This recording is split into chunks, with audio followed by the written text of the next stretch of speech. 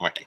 Or, Greetings and salutations. It's Saturday, the 12th of May, 2018. This is Shootin' the Breeze. I'm your host, TakersMinion. I'm joined, as always, by my friend, co-host, and partner in crime from the land of the rising sun, Mr. Dr. Senju. Good evening to you, sir. How are things on the other side of the world? uh, it has been fun. I had a good week. I mean, I had a good week, and I had an equally good weekend. So there's that. Oh, really? Don't tell me you went to a spa type thing again. No, not this time, not yet. Anyway, the spring season has come along. It's not time for me to go to a local onsen just yet. But I actually spent time trying to find good food, and that I did. I went to a sushi bar and got myself a teriyaki chicken salad. Oh, that's good for you. Mm-hmm. Please don't comment as I'm talking too much before the show and lose track of time. No, but considering what you were telling me in the pre-show that you've been eating too much fried food and fatty foods, you decided to go healthy for a while. That's fine. Yeah. I mean, here's the thing, though. Everything that's actually bad for you is actually quite good. It tastes quite good. Yeah, deep fried seaweed, anyway. Yeah, deep fried seaweed, your fried chickens, your anything that's roasted on a grill or something like that. It just tastes so good, and you know it's bad for you, but then it just tastes so good. That's the thing. Everything that tastes good is bad for you. Yep. Doesn't that suck? It does suck. It's like what I had for dinner earlier this week. Ah, yes, the big old question: what's your kingly meal this evening? Well, let's see. No, it was earlier this week. I've had them twice this week. You remember me telling you about the Danish meatballs that are made with pork shoulder? Yeah, I remember that one. I had those. Yeah, they're they hit you like little cannonballs, but god damn, they're good. Yeah, especially if you down it with either cold beer or some cold tea or something like that. That would be much better. Talking about food, but yeah, that's mostly what I did. I actually took a break. I actually took time to spend with family in the morning, and then in the evening I went around just buying groceries and stuff and going to the sushi bar and get some salad and some sushi just to grab something to eat. So my weekend has been productive. What? What was it again?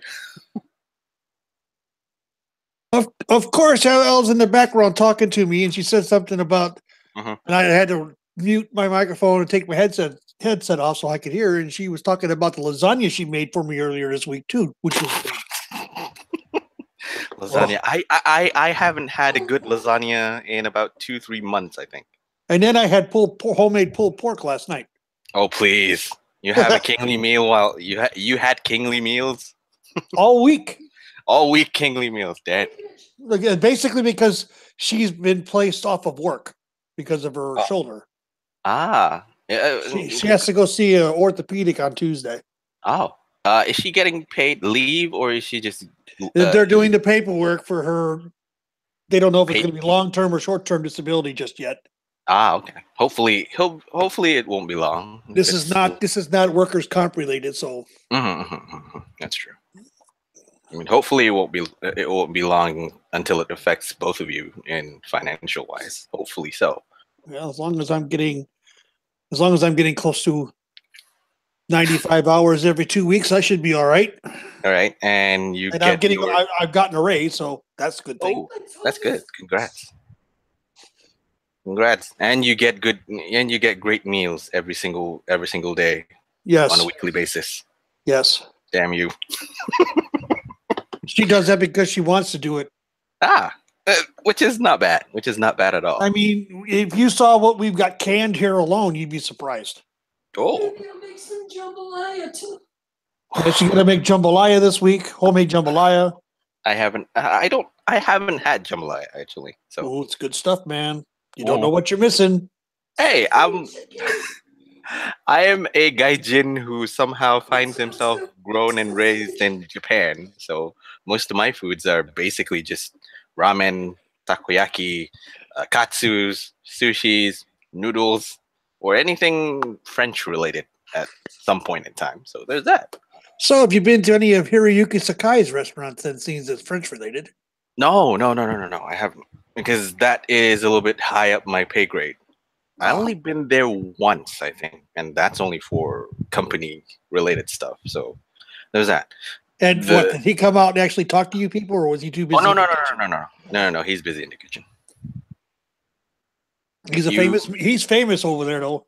Yeah, but you rarely see the chef until the chef comes out, until the chef wants to come out or you ask them to compliment on food or something like that. Then Right. come out. So that's the only thing I remember. I think I only went there once, and it's a little bit up above my pay grade, so I. Yeah. The food's delicious though, so. Anyway, the reason why we're talking about good food is because we're gonna swallow one of the biggest pills that we're gonna swallow one of the biggest pills that we had that left a sour taste in our mouths in last week. Yeah. Because we're talking. It took me until Friday. It took me until yesterday morning at work to finish watching it. And how long did it? How long did 3 days to watch? Backlash. Yes. Okay. Took me 2. That should tell you something. It took me 2, and that should tell you something too. Usually, I just take one day and then just, this is how it is. Great. Because I hate to go on a binge and watch like Raw, SmackDown, NXT all at the same day because that's too hard. Yeah, that's too hard. That's gonna leave. You start looking cross-eyed, going, "Huh?" All my points are gonna leave in the building, but I digress.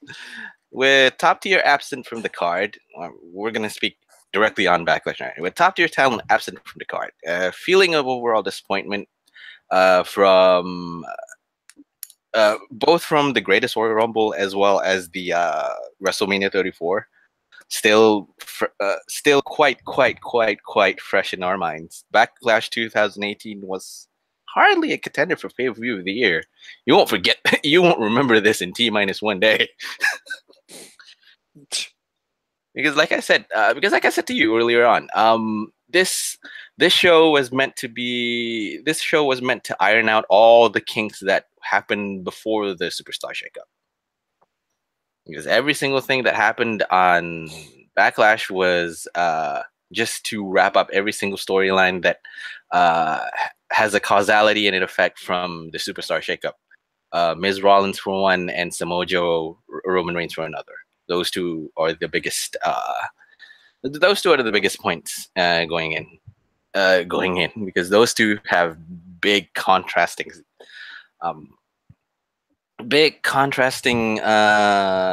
outliers and opinions, I think.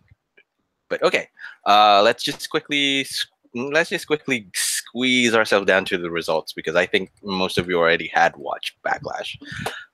We had Seth Rollins facing off The Miz. Seth Rollins defeating The Miz in the WWE Intercontinental Championship title match. Nia Jax. Yeah, go ahead. Go ahead. Let me just run down quick. Nia Jax facing off against Alexa Bliss for the Raw Women's Championship. Nia Jax defeating Alexa Bliss. Jeff Hardy facing off against Randy Orton for the United States Championship. Jeff Hardy defeating Randy Orton, of course. Daniel Bryan fighting off against Big Cass. Daniel Bryan defeating Big Cass. And you have Carmella facing off against Charlotte Flair for the SmackDown Women's Championship. Carmella defeating Charlotte Flair. You have AJ Styles versus Shinsuke Nakamura for the WWE Championship. This one ended in no contest. Braun Strowman and Bobby Lashley defeating Kevin Owens and Sami Zayn in a tag match. And, of course, the main event, Roman Reigns facing off against Samoa Joe. Roman Reigns defeating Samoa Joe. That is the result, quickly going down on it. So, do you want to start in opinions right now? Sure, let's get it out of the way, because it's the 1,000-pound gorilla in the goddamn room. So let's get rid of them. What were your thoughts? Go first, or do you want me to go first? Let's let the 500-pound gorilla in the room go out first. I think that's the biggest. So you want let's me start to with you. Okay, you asked for it. Yeah, sure. I can't. I watched this pay-per-view with very low expectations, and I'll tell you, it started out great. Uh-huh. The match between The Miz and Seth Rollins was back and forth, nonstop action the entire time. Great selling on both sides. It was out of 5 stars, I give it 4.5. Okay. Okay. Match of the night. Uh-huh. After that, the rest was shit. Of course it is. I mean, You know, like I said earlier, yeah. Carmella winning the match was, there was a botched boot very early on, and it's been said by several people that Charlotte wrestles to the level of the people she's with. Yeah. Well, it really showed this time because Charlotte did not do anything to elevate Carmella whatsoever. Uh-huh. Charlotte can sell, but she cannot make anyone look good right now. Her skills are lacking, just like Carmella's are. You put her in, you put Charlotte in. I like Charlotte. Don't get me wrong. You put Charlotte in the ring with someone whose skill set is higher, and she looks like $1 million. Yeah. But you put her with someone that's equal or less than, she looks like hell. She can't do the elevation part. Yeah. Nia Jax, Alexa Bliss. Why in the good goddamn hell was Nia selling for that little shit? Why? Seriously, no idea. Because I'm going to pull a leaf out of Fizz's book and says that Alexa Bliss is the 5-foot pixie Hulk. And that's just about it. She's the world's smallest wrestler. Yeah, no shit. Yeah, but she's a gnat that needed to be squashed yet again. But no, they had Nia sell for that little 5-foot, 90-pound little shit. No, I couldn't see it. Yeah, of course, no, you can't, because to some, I can't suspend my belief that damn much. Yeah, I'll understand that, because some people can't really believe that someone with her stature, with Alexa Bliss's stature, can't go up against someone in the size of Nia Jax. So it pulls off your suspension of disbelief a little bit, but aside from that, the whole I think the whole match after Miz and Rollins and the Intercontinental title match, most of them follow the same pattern of feeling a little bit disjointed. Because the flow seems disjointed? Yeah, I call that disjointed. I call it piss poor booking all the way around. Again, I'll blame the whole thing being the setup to. It's just them trying to just tie the knot up because they did the whole. They don't. WWE don't need excuses. They need results, and the results of this pay-per-view was absolute shit. You have a great match to get the crowd fired up at the very beginning. That match could have main evented and sent everybody home happy. And in my opinion, right now, it should have. I didn't even see the pre-show, and I'm kind of glad I didn't, because I heard that was a clusterfuck match. So this whole pay-per-view was absolute garbage. You want to hear what Meltzer rated all of the Backlash all the Backlash matches on the match? Do I want to hear it? But go ahead. Yeah, courtesy of our friend Buried Alive. Bayley versus Riot gets a 1.5 stars. We completely forgot that Bayley had to face against Ruby Riott. That got a 1.5 stars. So I missed a couple. Okay, go ahead. Start over. Okay. Bayley versus Ruby Riott gets a 1.5 stars out of 5. He don't like women in wrestling anyway, so. Miz versus Seth Rollins gets a 4.25. So I was pretty accurate with it. I gave it 4.5. Nia Jax versus Alexa Bliss gets a 1.25. That sounds about right. Hardy versus Orton gets a 2.25. I give it 2.5, but yeah, that's pretty accurate. Yeah. Bryan versus Cass gets a 2. Yeah. Carmella versus Charlotte gets a 1. Yeah. AJ Styles versus Shinsuke Nakamura gets a 3.25. What? No. 2.75. I kid you not. He gave it a 3.25. I mean, okay, stop right there. Okay. That match, Mhm. like I told you on Twitter the other night, Yeah. having watched it, that match had everything going for it. Okay, until the end. Mhm. Where they a double nut shot, down they go, 10 count, no contest. Give me a break. Why take a match that they had built? They were building and they were telling a great story. And to have it end like that, boy, that's a huge letdown. That was an absolute huge letdown. I like the direction that's they're going with Nakamura as the heel, obsessed with getting the title. I'm liking it. You know, I'm liking the Nakamura the heel right now. Yeah. But god damn it, guys. You know, you don't end a match like that. Not a no DQ match. Yeah.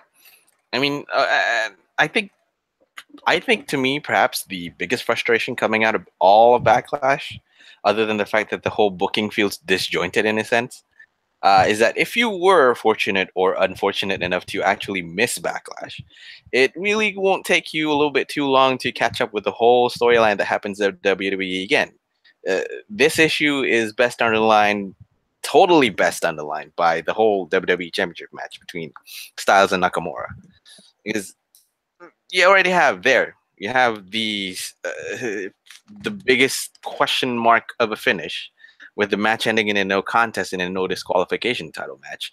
That leads up to the point that the two men are likely to go around again, probably at Money in Bank.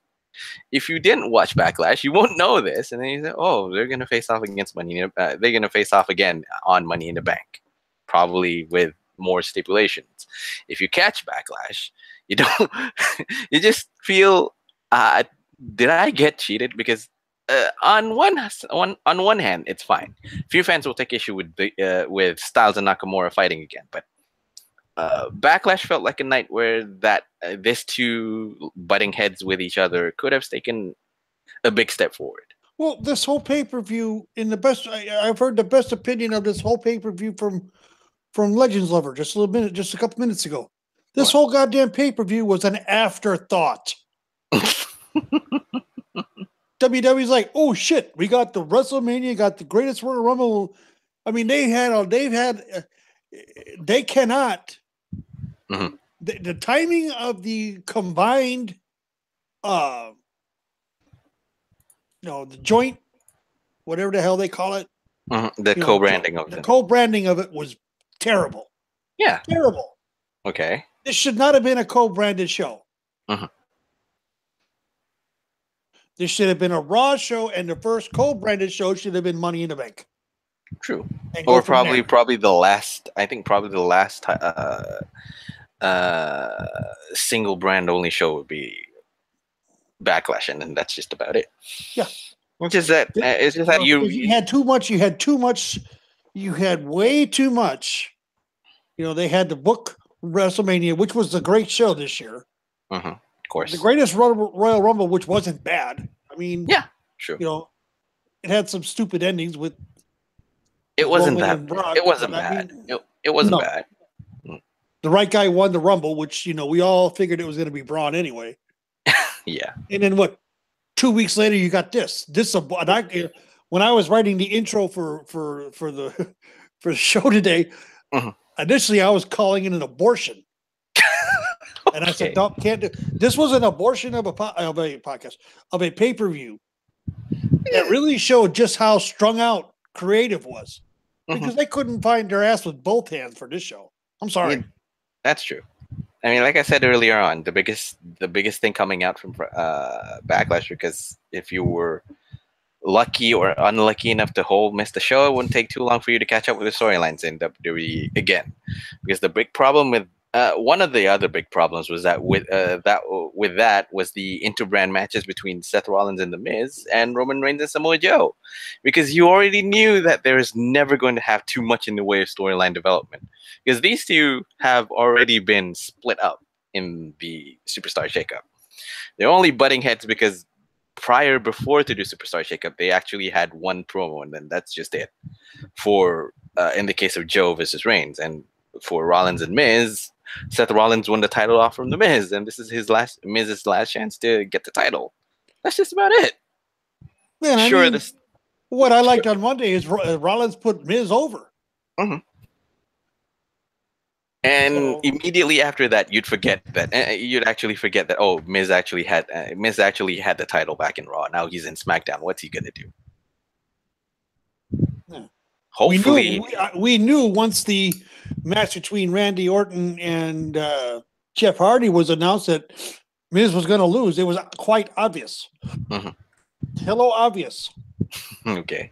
I mean, saw that one coming 100 miles away. Mhm. I mean, the interbrand matches had no real stakes to them. We all knew what was going to happen. Yeah. We knew that Roman Reigns was going to win. Of course. He has to. He had to, because to stop the hemorrhaging. Yeah, stop hemorrhaging. That was the biggest concern. On the Intercontinental title, Seth Rollins can't lose the title just days after he's won it off from The Miz, or weeks after he won it off The Miz. I mean, Jesus, Rollins has. If you listen to what he did, he won it at Mania. Mhm. Did Raw on Monday night. Mhm. Flew to South Africa for the weekend. Came back, was in Ohio that following week. Mhm. Flew to Saudi Arabia, was in a fatal four-way match for the title, and then was back in Canada the following Monday night. Mhm. That's a lot of miles that boy's put on. Mhm. That's true. You know, That is very true. Is okay. He's actually bucking up when the title has been strapped to him. He's actually putting up the work. So there's that. But I think in a sense, I think we already said this ad nauseum already with regards to the Intercontinental title. It's the only title that's been defended on Raw for like the past year or 2 years. I think almost 2 years, if you give or take. yeah, almost 2 years, give or take. And then somebody brought a valid point out. What? Which is Brock is close to the 434-day reign of CM Punk. right. And they're going to give that to Brock. So now they're going to give the streak to Brock, and they're going to give the longest reign to Brock. Why? Why? Vince's mind worked in mysterious ways that even I can't comprehend. Only the maniacal, I think only the maniacal genius of Fizz would figure that out, or probably the wisest of sagely views from, say, Biff or Canaanite would say what happens. So there's that. But Canaanite could possibly shed some light on this. Sure, but you know as well as I do that Vince works in mysterious ways, baffling ways. I think it's baffling is more mysterious. No, baffling. No, baffling is more the word. Yeah, because he's senile as all hell. He doesn't understand his audience. He believes he understands the audience. I think. He believes that we don't know what the hell we're talking about. And some of us, like yourself, myself, and others that do podcasts, are a little bit smarter than he is because we have sense. I don't use the statement common sense because it's an oxymoron. Common sense, people, is an oxymoron. Because if sense was so common, everybody would have it, and they don't. Okay. But it's prevalent, I think. Because one other point that I could bring up is that WWE hasn't really pulled the trigger on Bobby Lashley. There's only one word to describe Bobby Lashley's return to WWE this past few weeks: underwhelming. Yeah, they hooked him up with Braun. Why? Why does he need to shine off of Braun? He don't. Bobby Lashley is a serious ass kicker, period. It's not Lashley's fault, by the way. It's not his fault. He's a phenomenal athlete. He's a great asset to the company moving forward. Despite his age, unless they're gonna put him up against Brock at SummerSlam, Who put the knows? title on him because he's got more muscles. Oh, look at the muscles on him. Look at the Vince is muscles gonna on have that Bobby Lashley. Oh, Vince is gonna have an orgasm just. there you go. There you go. Biff, There you go, Dennis. Dennis, and Biff. I mean, okay. Word orgasm's been said. In a landscape that looks increasingly crowded by the week, or by the day even, I think, Bobby Lashley really needs something serious to stand out from the crowd. Sure, you said it yourself. One such example might be Bobby Lashley facing off against Brock Lesnar on SummerSlam. I think otherwise. Backlash should have provided that moment where you give Bobby Lashley something to work on, a storyline to work on. I'm hearing rumors that they need to. I'm hearing people say they need to turn Lashley heel. Why? Yeah. No, why? He's over right now. He's over like a face. I know he's over. Leave him a face right now. I know he's. Here's the thing. I know he's over as a face. The only question is that we are slowly getting crowded with faces on Raw, especially on Raw. I mean, okay, let's do a head count. Roman Reigns. Some of us will cheer him as a face. Some of them will unanimously boo him as a heel. But I think he's still a face. I think so too, even though he's dying on the vines. But anyway, yeah, okay. Rollins is a face. Yeah, Finn Balor. He's over bigger than shit. Rollins Finn is. Balor. Balor's over bigger than shit. Yeah, he could be a face. He started to tread on the tween a roll, or probably even cross the heel line when he wants to. Right. Who else? Strowman. We have Strowman, hands down. You cheer the guy for fuck's sake because he's the biggest monster you see and he does monsterific things. So bam. He just goes in the ring and kills people. Okay, say it like it is. He just goes in the ring and absolutely destroys everything. Fine, whatever he touches, he destroys. Yeah, whoever he sees, he destroys. He gets his hands on the guy and it's just bam. Done. Titus O'Neil. As much as you want to put him as a comedic wrestler, he's a face. Oh yes, he's over. He's over still, even after the suspension and everything else. He's over. Even after his Titus World Slide gimmick. Oh God! And he has a shirt now. Yeah, he has a shirt now. Talking about Titus World Slide, I was like, oh my God! But hey, he's taking lemons and making lemonade out of it. Damn it! Sure. And I bet that shirt's selling like crazy. Yeah, and then you have Noe Jose, who's already starting to put himself out as a face. And then you have. The question I have is this: is he part of Titus Worldwide? I don't think so. I still don't think so. Because Titus Worldwide came out with him again this week. Yeah, I know, but he hasn't really said it out. You know how the WWE as did Breezango, for that matter. Yeah, true. But they haven't really said. You haven't really said something. Okay, do you want to join Titus Worldwide? You know how Titus plays his game when he wants to pick out these people. Do you want to join Titus Worldwide? You want to go under the Titus brand? You know that. So far, Titus hasn't met with either Breezango or either Noe Jose, even though Noe Jose has been aligning himself with him. So, no, not yet anyways. Hopefully so. Chad Gable is a face. Yep. By virtue, Chad Gable is a face by virtue of him facing off against Jinder Mahal. That's it. Yeah. Drew, Heath Slater and Rhino still are a face, even though they're a tag team. They're still faces. Yeah, we're talking. And by the way, Dennis, we're talking just the men's roster right now, not the women's. Not the women's. No. Do we actually? Here's where I lead it up. Do we actually need Bobby Lashley to actually to enter himself as a face as well on this side. Do We're we getting need it? crowded. No. Do we need it? No. Is he what he is? Yes. Yeah, And the thing about it is that it's organic. yeah, of course, because And the thing is that we all know how Vince thinks. Although he's kind of let it alone with the Usos over on the Blue brand, Mhm. who were over there as heels. I had words with them as heels, Mhm. as many recall. Mhm. Got threatened to get punched in the face and all that good shit. Mhm. Hey, Mhm. I got on their nerves, so that was good. I did my job as a fan.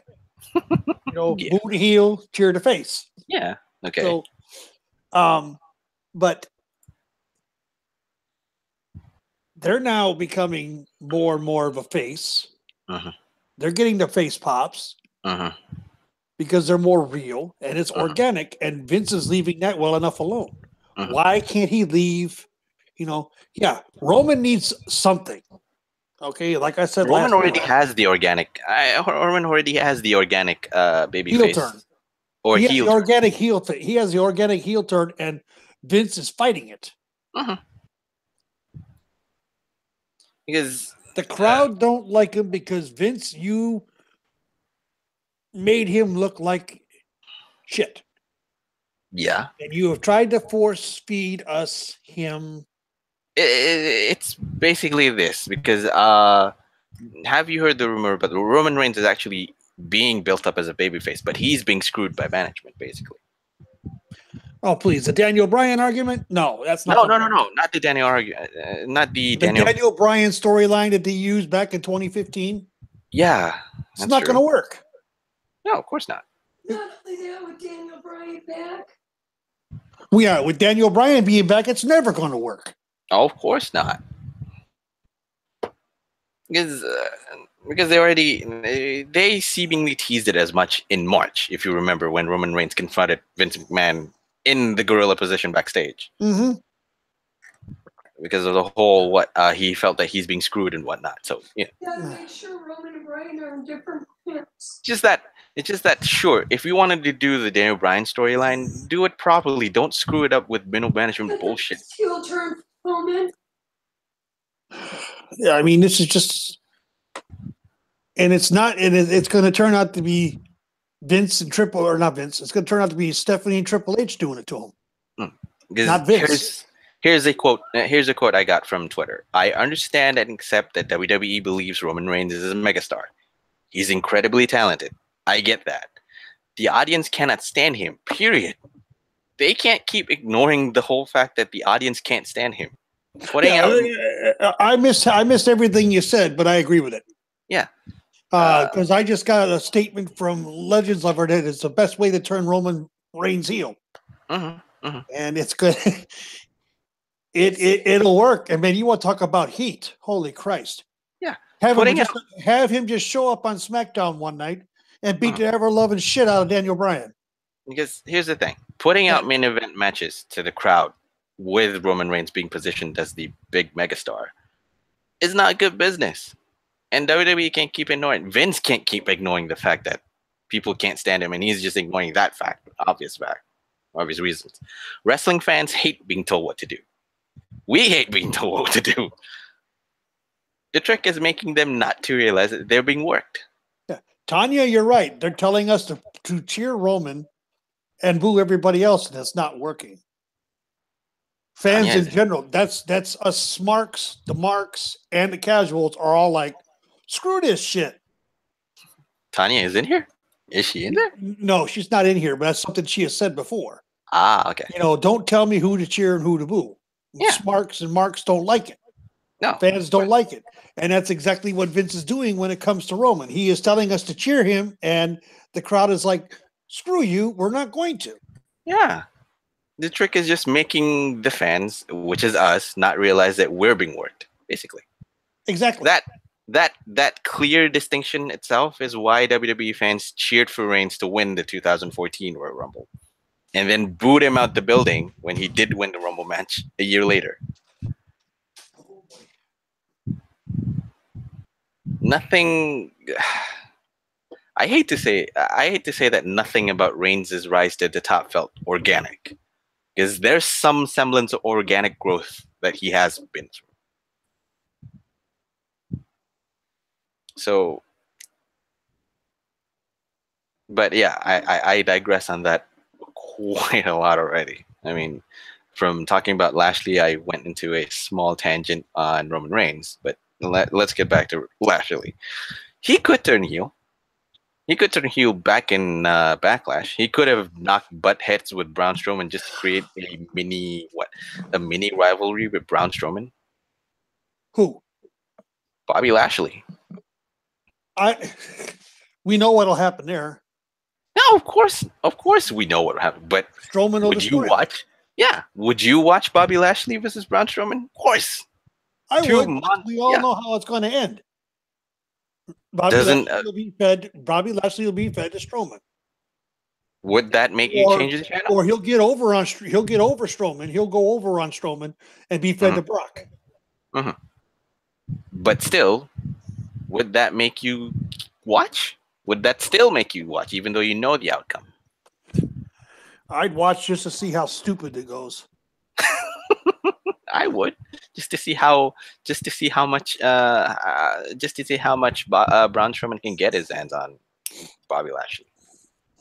But okay, going away from Backlash, WWE didn't really change Lashley a heel. So how WWE handles Lashley from here moving forward to Money in the Bank would be an interesting thing to watch.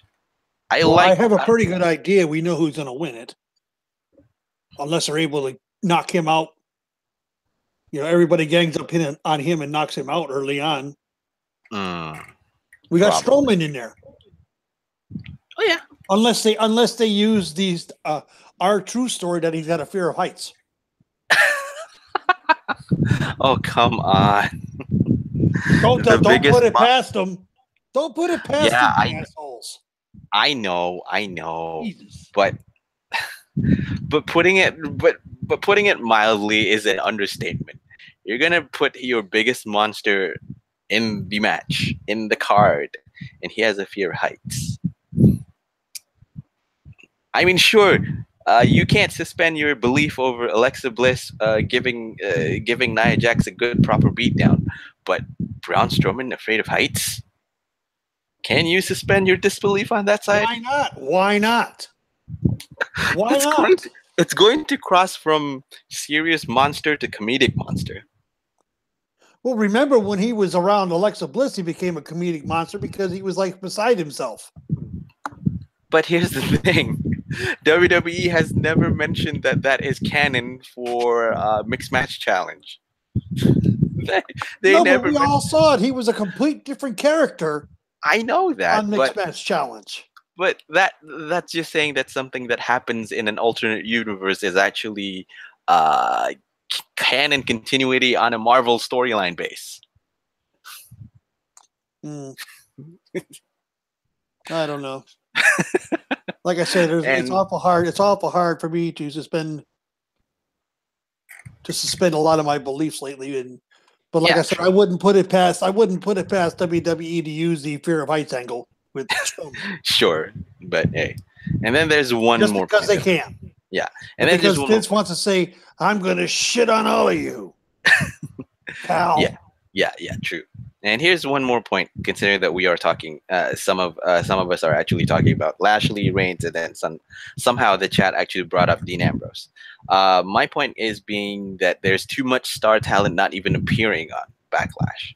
Who would have thought that with the amount of stuff going on in WWE at present, a pay-per-view could have aired without people such as Finn Balor, Asuka, The Bar, the Usos even competing? There were so many people left off this card, it was ridiculous. Good, solid worker. Becky Lynch. Sasha Banks. Becky Lynch. Sasha Banks. Bailey got was on a pre-show. Excuse me. Yeah, Bailey got her card in. She got a small pre-show check. fighting. She didn't get a main show check. She got a pre-show check. Yeah, she got a pre-show check. I don't really. I don't really mind the problem that the Bar, the Usos, or the New Day hasn't appeared, because that's another point altogether. Because we haven't really seen a lack of exposure for the tag titles on both brands on this pay per view. That's one. But aside from that, those people, those singles name, Finn Balor, Asuka, Becky Lynch, Naomi, not appearing. Eh, Eh, because sure, like I said earlier on, if you actually missed Backlash, you didn't miss much. you didn't miss much, because in this week, Balor punched his ticket to Money in the Bank on Raw this week. That's it. You won't Thanks know to that Jinder there's. Mahal. We'll talk about that later, but you won't know. You know that if you watch Raw, but if you when you watched Backlash, if you get the chance to watch Backlash, you won't even know that Finn Balor is actually going to make it on Money in the Bank card, because there's the star power, the star talent that they have hasn't really been put on the forefront on this pay per view, anyways. In my opinion, anyway. Uh, Plans for Asuka, I don't really see where Asuka's going yet, because it's clearly in a state of flux. She lost at WrestleMania, and then I feel that the fact that the SmackDown Women's Championship scene is moving on without Asuka. I don't see that. I don't see that. I don't. Really. Nope. I see Oscar getting in him. It didn't happen this past Tuesday, but it's going to probably happen over in London next Tuesday during the celebration in London, which I'm going to mute and speed through as much as I can because I can't stand her screamy ass voice. Mm-hmm. Her and the Iconics just get that nerve in my back. Of course, you already where my legs shake and twitch. I almost lose control of my bodily functions because of it.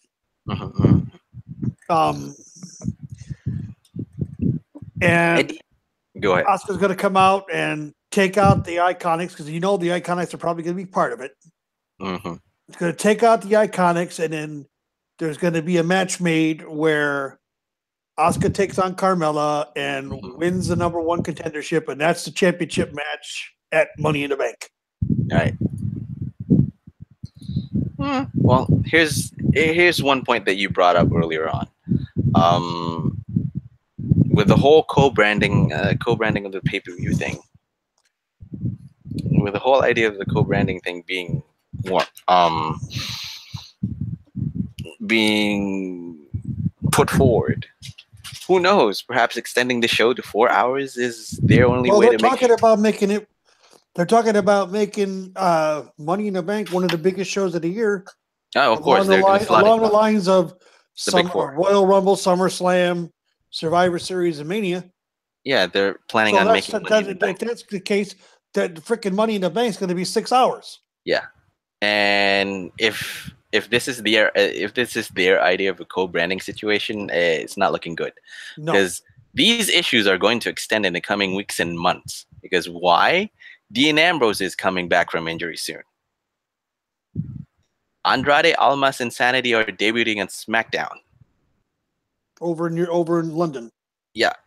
Ember Moon is starting to create her path on Raw.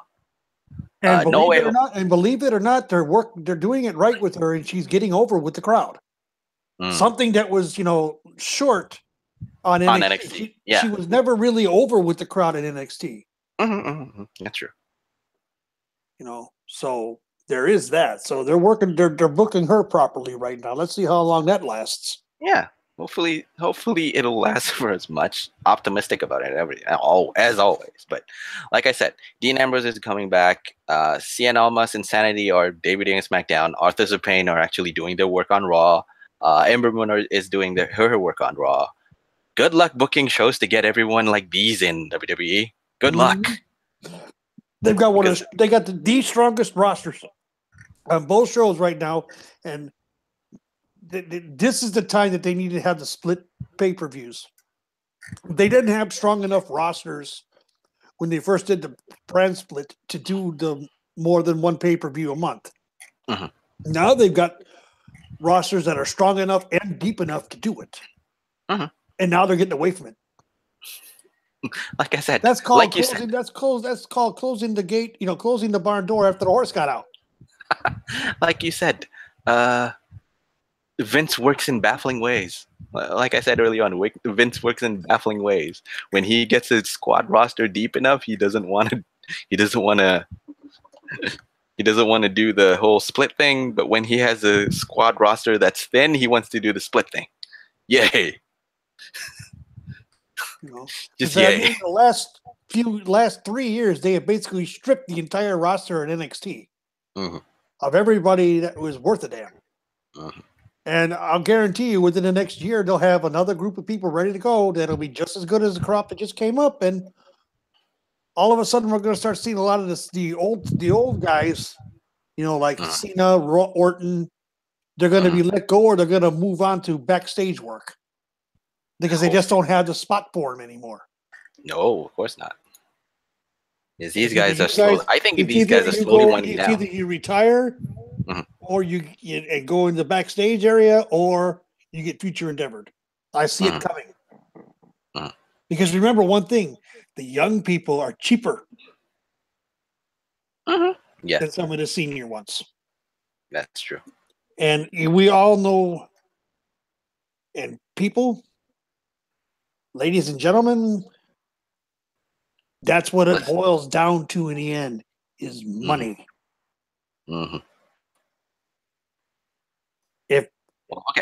If Vince could squeeze 2 dimes out of 2 nickels, he's going to. Of course. He's a businessman first and foremost. Yeah. He's a capitalist in the biggest sense of the word. He doesn't care about the fans. He cares about his stockholders. Well, he cares about the bottom line. There you go. He cares about the stockholders and the bottom line. As long as the stockholders are happy and the bottom line's right, he's happy. He can give 2 shits about what the fans think. Hopefully it's the truth, folks. It's the absolute truth.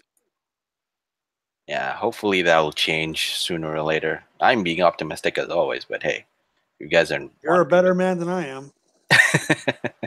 I'm being real. Oh, and I haven't finished up Meltzer's Backlash ratings because I left Strowman, Lashley, and Owen Zane. That one got a 1.5.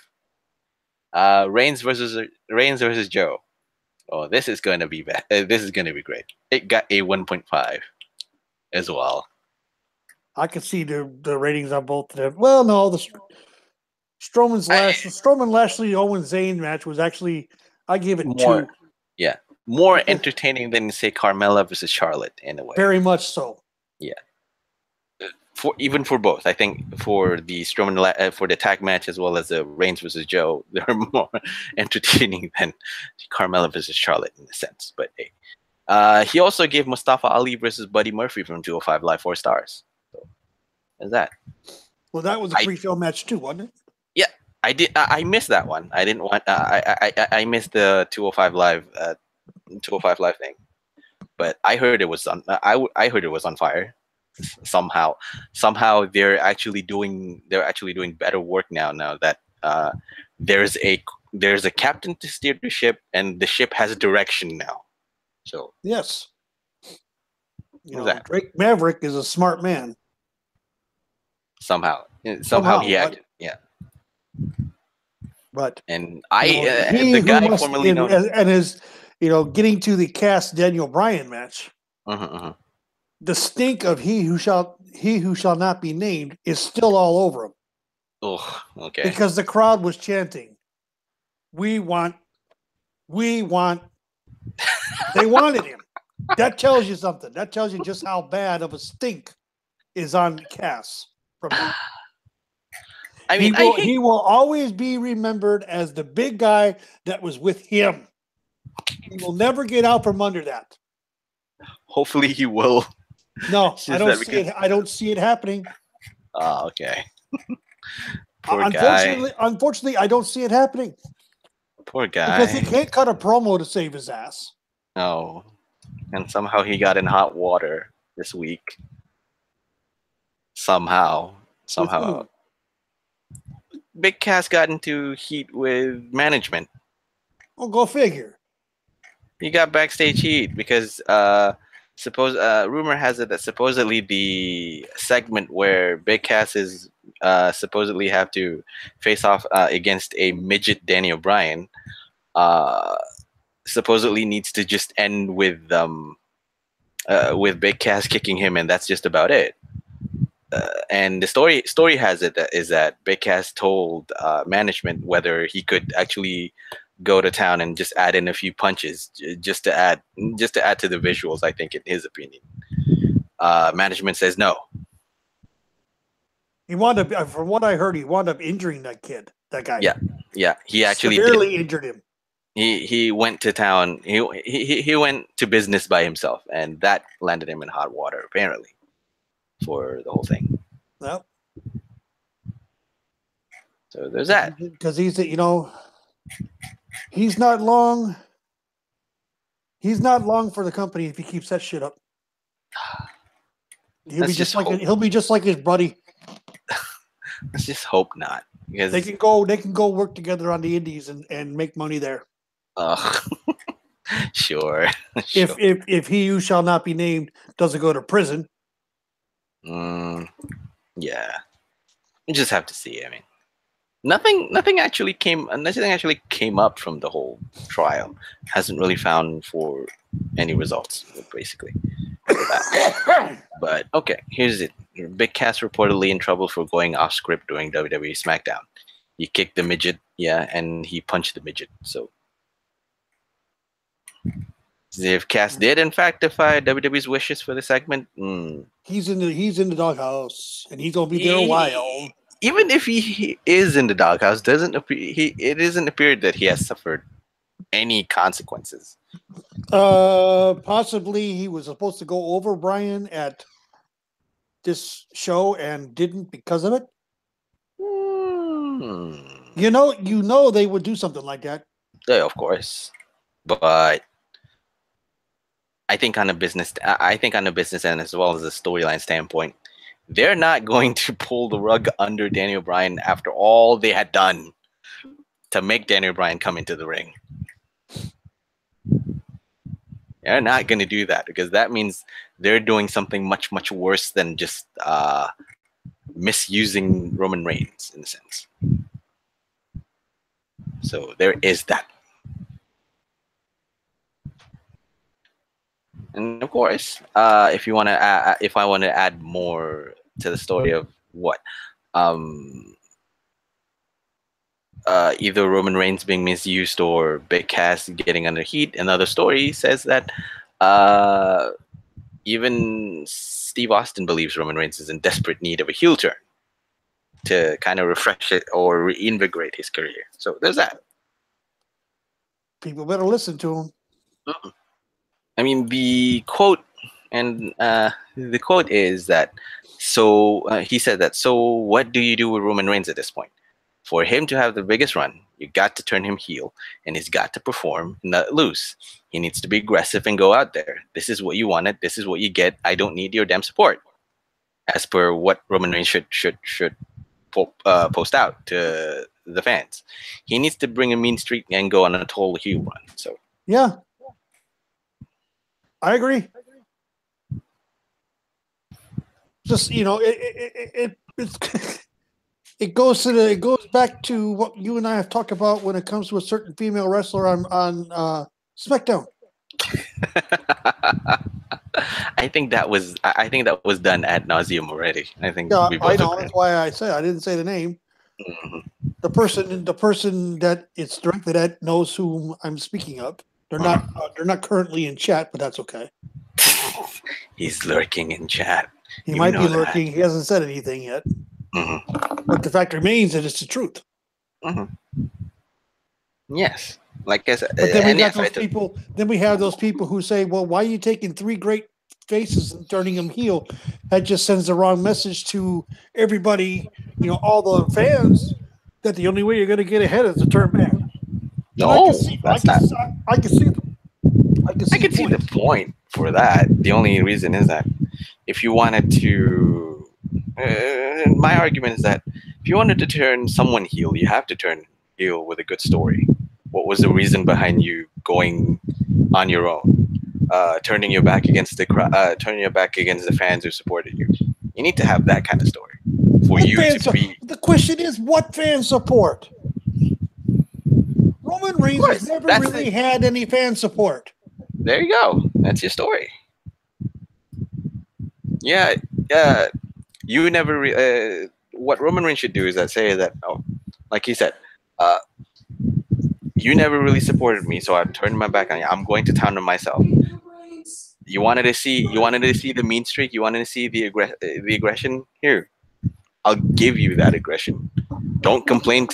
Don't boo me when you want this kind of guy to come out.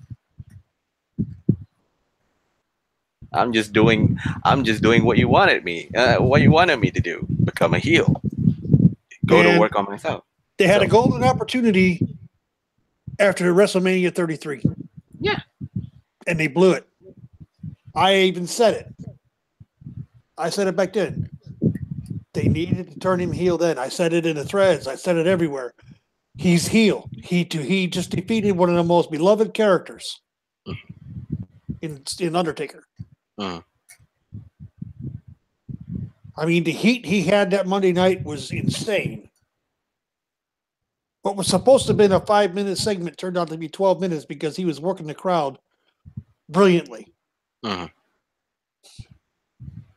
And they didn't go with it. Mhm.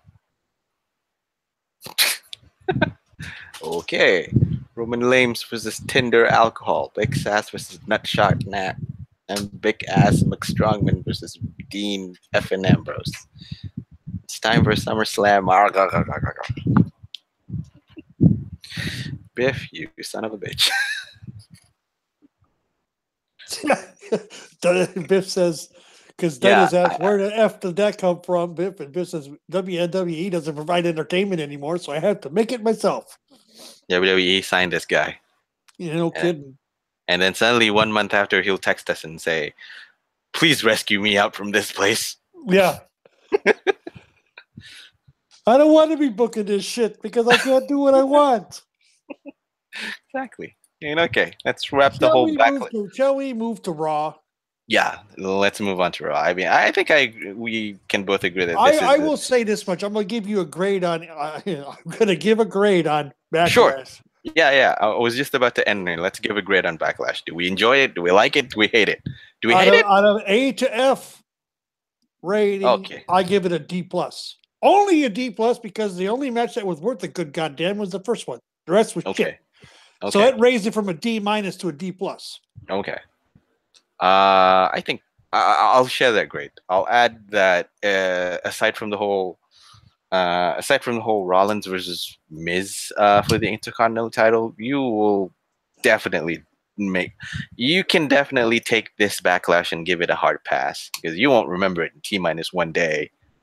And ladies and gentlemen, I'm going to tell you the God's honest truth. It took me 3 days to watch it. I could only take it in small pieces. It took me 2. I had to watch it once when it was live, and I had to watch it again just to get the notes out from it. I had to rub my eyes. What notes? I was sitting there going, this is absolutely disgusting. You don't take notes. I have to. Someone has to keep track and keep pace on this whole thing. That's why I have you as a partner. Yes.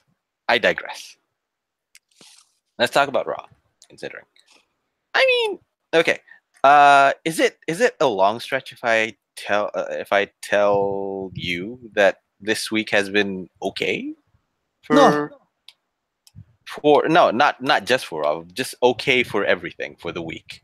I watched Raw, I watched SmackDown, I watched NXT. It was okay. I would accept all that. Yeah. Raw was decent. Yeah. It was okay. SmackDown was good. I love seeing Mojo Rawley get his ass kicked. Mm-hmm. Me too. I like seeing that. SmackDown was great. NXT was awesome. A little bit repetitive. If I wanted to nitpick on NXT, because considering the fact that I feel like they're starting to churn the same amount of storylines out, but probably it's just me feeling that way. It's just that I feel that there's a sense of rinse and repeat in their process of booking the whole thing. But hey, at least Sal's favorite wrestler, Tommaso Ciampa, is out fighting against Cassius Ohno. If I remember correctly, was it? Yes. He fought against Cassius Ohno fought against Tommaso Ciampa, and Ciampa defeated Ohno using We're his gonna knee get brace to choke him out. right now, if Sal is listening, he's got his vomit bucket and is puking all over it. Yep. No. He's not just having his puke bucket. He's actually cursing the world. This man is dead to me now. Yes. That's right. I mean, okay, considering that I just jumped from Raw to NXT, and considering that you told me that you haven't watched NXT, I'll just give it a quick wrap.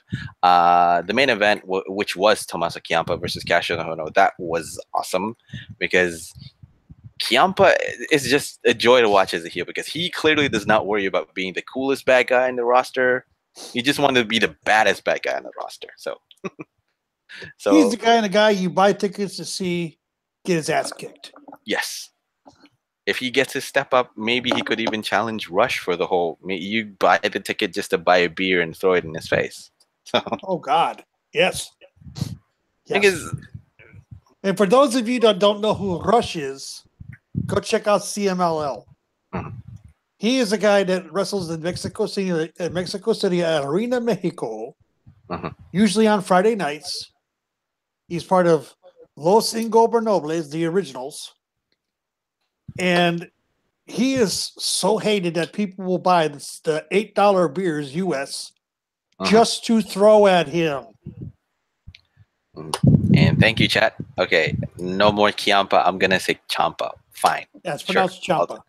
All right. I wasn't going to sit there and protect you. I wasn't going to sit there and correct you. Nah, never mind. They can voice out their You see what I said in our chat? Yeah. I did. Your call. Well, let me just look away for a bit. But anyway, let me just look away for a bit. Now I'm back again. Okay. Then you have Heavy Machinery versus the War Raiders. The two beefiest tag team that you love, Taker, is now fighting against each other. Oh, yeah.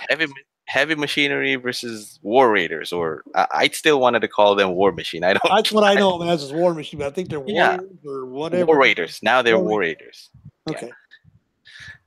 And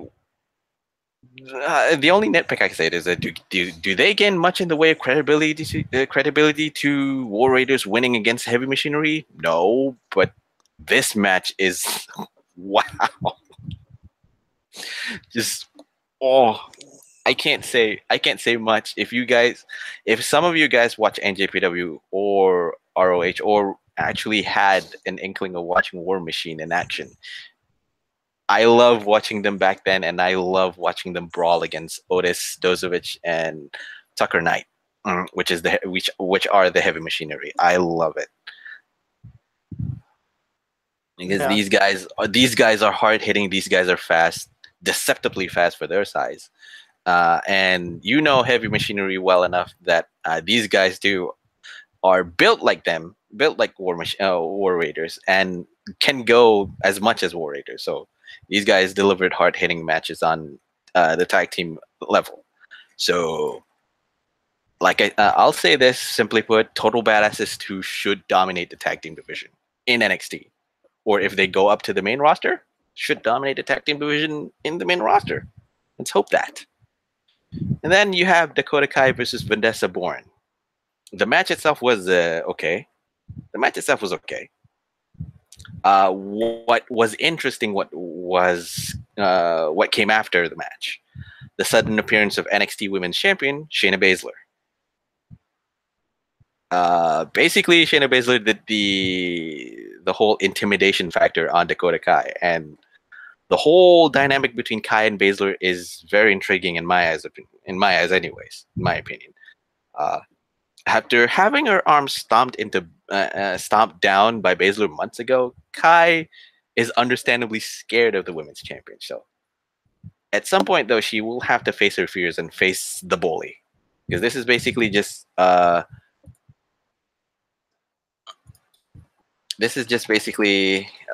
bully facing. This is just basically the bully facing her prey, and the prey has to, well, stand up to the bully back again. Basically, your high school stuff. So there is that. I mean, that's just about it. Uh, the match, like I said, the match itself beforehand, Dakota Kai versus Vanessa Bourne. Bourne still has the raw ability to be starting division, but she's definitely, she looks green. Definitely, she still needs more work to do. She just needs a little bit more salt and pepper and more in-ring work to develop herself. But I think we'll see a good star in Vanessa Bourne. So there's that. Next, you have Raul Mendoza versus EC3. Of course, this is the squash match of EC3 defeating Raul Mendoza. Again, I'll have to say, why is EC3 in NXT and why is he not on the main roster? It seems that he's already primed to be ready to go to the main roster, and yet he's not there. So there is that. But I'm fine with the match. It's just another match to reintroduce yourself to formerly Derek Bateman, Ethan Carter III, or EC3, whichever you wanted to call him now. It's an interesting one. And then, of course, if you guys noticed, I started off from the main roster at the end up to the beginning, and the beginning is actually Ricochet facing off against the Velveteen Dream. It's not a facing off as in a brawl. It's just a verbal spar. And I have to say, that I'm looking forward to watching Ricochet facing off against Velveteen Dream. These two are the favorites of the diehard fan base. Ricochet for the Indies, Velveteen Dream for the NXT faithful.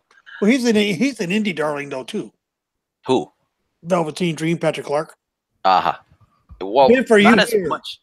Yeah, not as much as Ricochet, because if you want to compare Ricochet and Patrick Clark, these two are, well, doing it for that matter.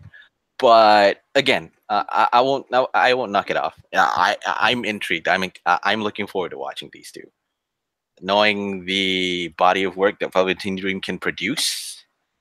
And the experience that Ricochet has and the ability that Ricochet has. Give them a few more weeks of promos, which they tear each other apart, should make for entertaining television. All in all, NXT, if you haven't watched this week's NXT, watch it. Okay. Good thing I sent the message when I did there, MDS. Why? Did you not see me drop out? Yes, I do. And I was carrying the whole thing. Yes, I did. And I carried everything all by myself. So I waited for you to come back. Someone came in. He's here. I heard him coughing in the background. Yeah, he If did. you want to be my lover, you gotta get with my friends. Gotta get with. Oh, sorry. Yeah. Hey guys. What's up? Time is up. Since when did you plug in Spice Girls in the karaoke mission, Taker? Have you what? Have you seen Spice Girls? They're amazing. Yes, I have. I was never a big fan of Spice Girls. Ta-da! Ta-da! Sorry, Biff. Uh, I was more a Bengals guy, okay? And to rub walk salt like in an the wound, Egyptian. I can do that next time. and to rub salt in the wounds, I was never a Spice Girls fans too. Well, this just went over like a fart in church. I'm just so sparkly to be here today, guys. Thank you so much. Now you're gonna leave. Now you're like gonna I say, said, I couldn't have timed that any better. No sooner I sent the message to you, Biff, that my computer said, "I'm tired," and booted everything off. Well, the problem was that Doc was over here trying to be serious, and I was trying to be goofy as hell. And I couldn't find an opening, so I just kind of let him wither on the vine by himself for a little bit. And I'm sure that, that wasn't the intention when you sent me the link. No, I mean, it just worked out that way. Yeah, it just worked out somehow in a. Because no sooner I left than Biff was there, right, MDS? Yeah. You did. What are you going to do, move the car? Let the dog out. Talk about bad science fiction for Doc Senju. We step into the transporter pod, and TakersMinion goes in, and Biff Kensington comes out. Where did that go? Whoosh. That's a scary thought. Mm-hmm. It is. So you agree with our grades on the lackluster Backlash? I gave it a D plus only because of the Seth Rollins Miz match. That moved it from a D minus to a D plus. I give it a D for Dirty Diaper, because that's about how appealing the show was. Didn't you give it an F for fuck? This show was a steaming pile of reindeer poo. Well, a soiled diaper and reindeer poo, I would imagine, are just about equal in the shit I don't want to see factor. So Sure. Well, I don't know if you heard it, Biff, but Legends Lover had the perfect line for it. It was the pay-per-view that was an afterthought. I used to have a term for shows like these, but it is so crude and so inappropriate. I'm not going to use it here. Let's just say that this show, whoever was writing this show should have stopped. Just given up, because this show was so bad. It was an accident. Let's just put it that way. An accident waiting to happen. And it happened. And everybody was just watching to see how bad it was going to be and how many people were going to die.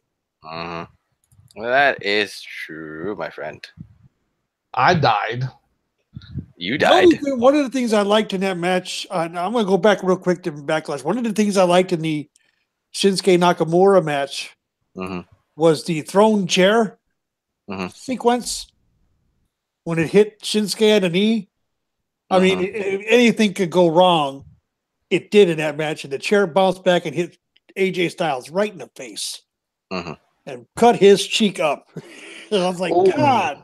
I was like, God, what are the odds of it flying back perfectly and doing that? It hit him with the side of the chair in the face. That looked like it sucked. Oh yeah, I bet it did, because he was hurting. Like a little puncture mark in his cheek. And I mean, it started bleeding instantly. The referee's pulling out the gloves, and I'm like, oh shit. That's true. You don't get any. Well, at least I hope it was like I'm going to take a leaf out of someone's book. Hopefully it's like a Mississippi cornfield in a downpour. As for the grade of Backlash. What is that? What the hell? Did you take all the change? Anyway, we're just about to talk about Raw this week, and Raw, SmackDown, and NXT. And like I said, I jumped from Raw to NXT, and I already told you guys that the whole week was okay. I think, because Raw was decent, SmackDown was good, NXT was great. So that was that. Just going to put the segments out in order. Kurt Angle opens Raw. Then you have one of the Money in the Bank qualifier, Braun Strowman versus Kevin Owens, and then you have No Way Jose versus Titles Worldwide versus The Revival and Baron Corbin. Money in the Bank qualifier match came up next with Sasha Banks versus Ember Moon versus Ruby Riott in a triple threat match somehow. Chad Gable versus Jinder Mahal in a singles match. Heath Slater and Rhino versus Drew McIntyre and Dolph Ziggler. They called themselves what this week? The show? The show. I can't remember. And then you have Bobby Roode versus Elias, again, a repeat on a regular singles matchup. Seth Rollins versus Mojo Rawley, again, one-on-one matchup. Matt Hardy and Bray Wyatt versus Bo Dallas and Curtis Axel. in the tag match. And of course, the main event was another Money in the Bank qualifier: Roman Reigns versus Sami Zayn versus Finn Balor. Another triple threat match. Oof. It's a packed thing. Because with Kurt Angle opening Raw, Braun Strowman actually interrupted the opening promo. So he gets. It's just that it's if you just based your Raw watching experience by the opening promo alone, you'd say that this is gonna suck. I thought Raw was going to suck. I did. I kind of thought Raw did suck outside of the actual in-ring stuff. So. Well, yeah.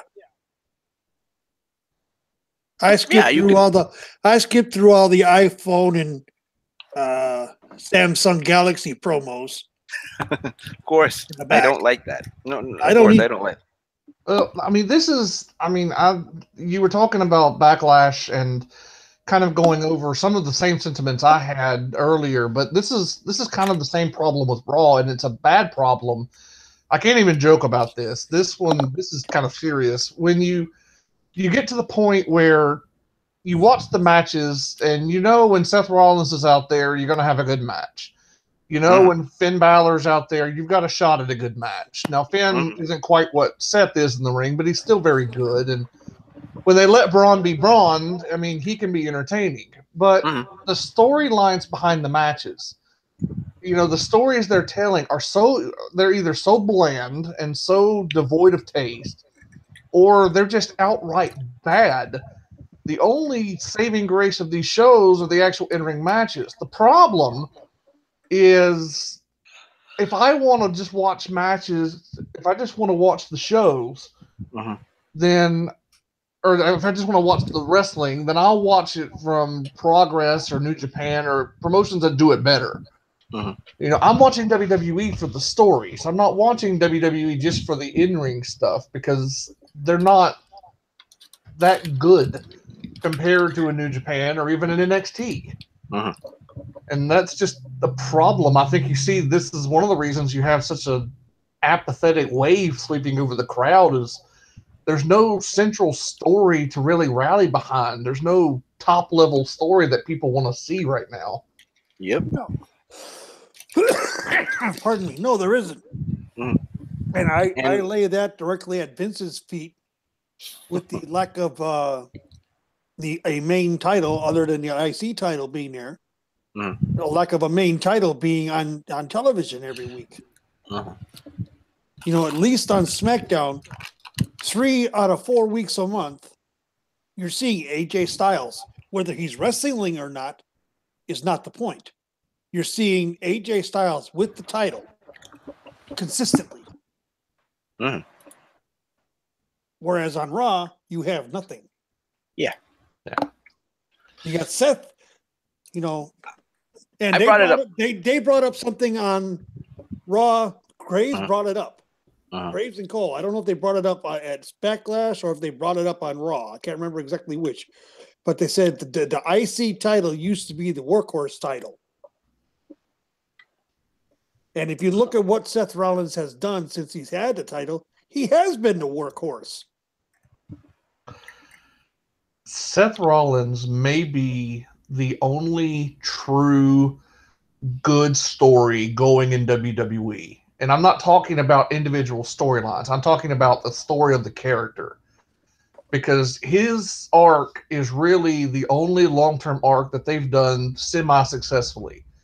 He's still in this redemption phase where, he had the regret over the last couple of years of breaking up the Shield. And, since February, he's been on a quest for redemption. Both, he's trying to redeem himself in the eyes of the people. And, Roman and Dean through the Shield. And so you get the redemption arc going. Now he wins the Intercontinental title, and he has to prove to himself that he can be a better champion than he was in 2015. Yes. In 2015, he was kind of weaseling his way around, and it wasn't satisfying. So now he's going to go out, and he's going to be the champion that he always wanted to be. That is a great story arc. That's something people can get behind. And you want to know something about it, Biff? What's that? You want to know the greatest thing the best thing about it? Go It's for it. a simple fucking storyline. Amen. Ding, ding, ding. It's so easy. And I guarantee you that it was accidental. If they had tried to plan this out deliberately, they would have screwed it up. Yeah. But it just worked out this way. But this is the kind of story that gets people to really love somebody. And you see it with Seth. His reactions are getting bigger and bigger each week. Yeah. I mean, and the thing about it was, I can't remember where it was that it just recently started, because you would hear the burn it down. Yeah. And then all of a sudden, one week, it was on a Monday Night Raw, and I can't remember. I think it was in Ohio. I think it was in Cleveland or Columbus, or Cleveland, Ohio, where the crowd screamed, "Burn it down" with the entrance music. And Seth was taken aback by it. He even said something in the ring. He goes, "That was the loudest burn it down I've ever heard." And each week it gets louder and louder and louder. The fans have bought into this. Yeah. He is one of them. Seth has become, and this is you're going to say it's a stretch, but I don't. He's not become, but he's becoming as beloved of a character as the Undertaker was. In this era, I would agree. In this era, in this era, yeah, he's becoming as beloved as Undertaker was in his eras. And I say eras because Taker transcended eras. I wouldn't put Seth in the same level as Undertaker. Now, he's like that in the sense that people are getting that natural respect. What I think separates Seth from Undertaker had to do it in an era where it was much more crowded. Seth is kind of like the lone oasis in the desert right now, so of course people are going to gravitate towards him. And that's no disrespect to Seth. It's just No, Seth is taking something that is simple, made it his own, and is running with the ball like a madman right now. And you know what? Yeah. It's good on him. Well, look at their catchphrases. I mean, what do you think is cooler to a 15-year-old kid? Believe that or burn it down. Burn it down. Yeah, exactly. So, I mean, Vince, wake up. Seth Rollins, he's your guy. So, well, they already tried. They already tried. They failed. I think this is how Seth Rollins is going to come back, in a sense. Anyway. I bet Rollins is moving more merch than Roman Reigns ever thought of right now. Oh, we'll have to see you just about that.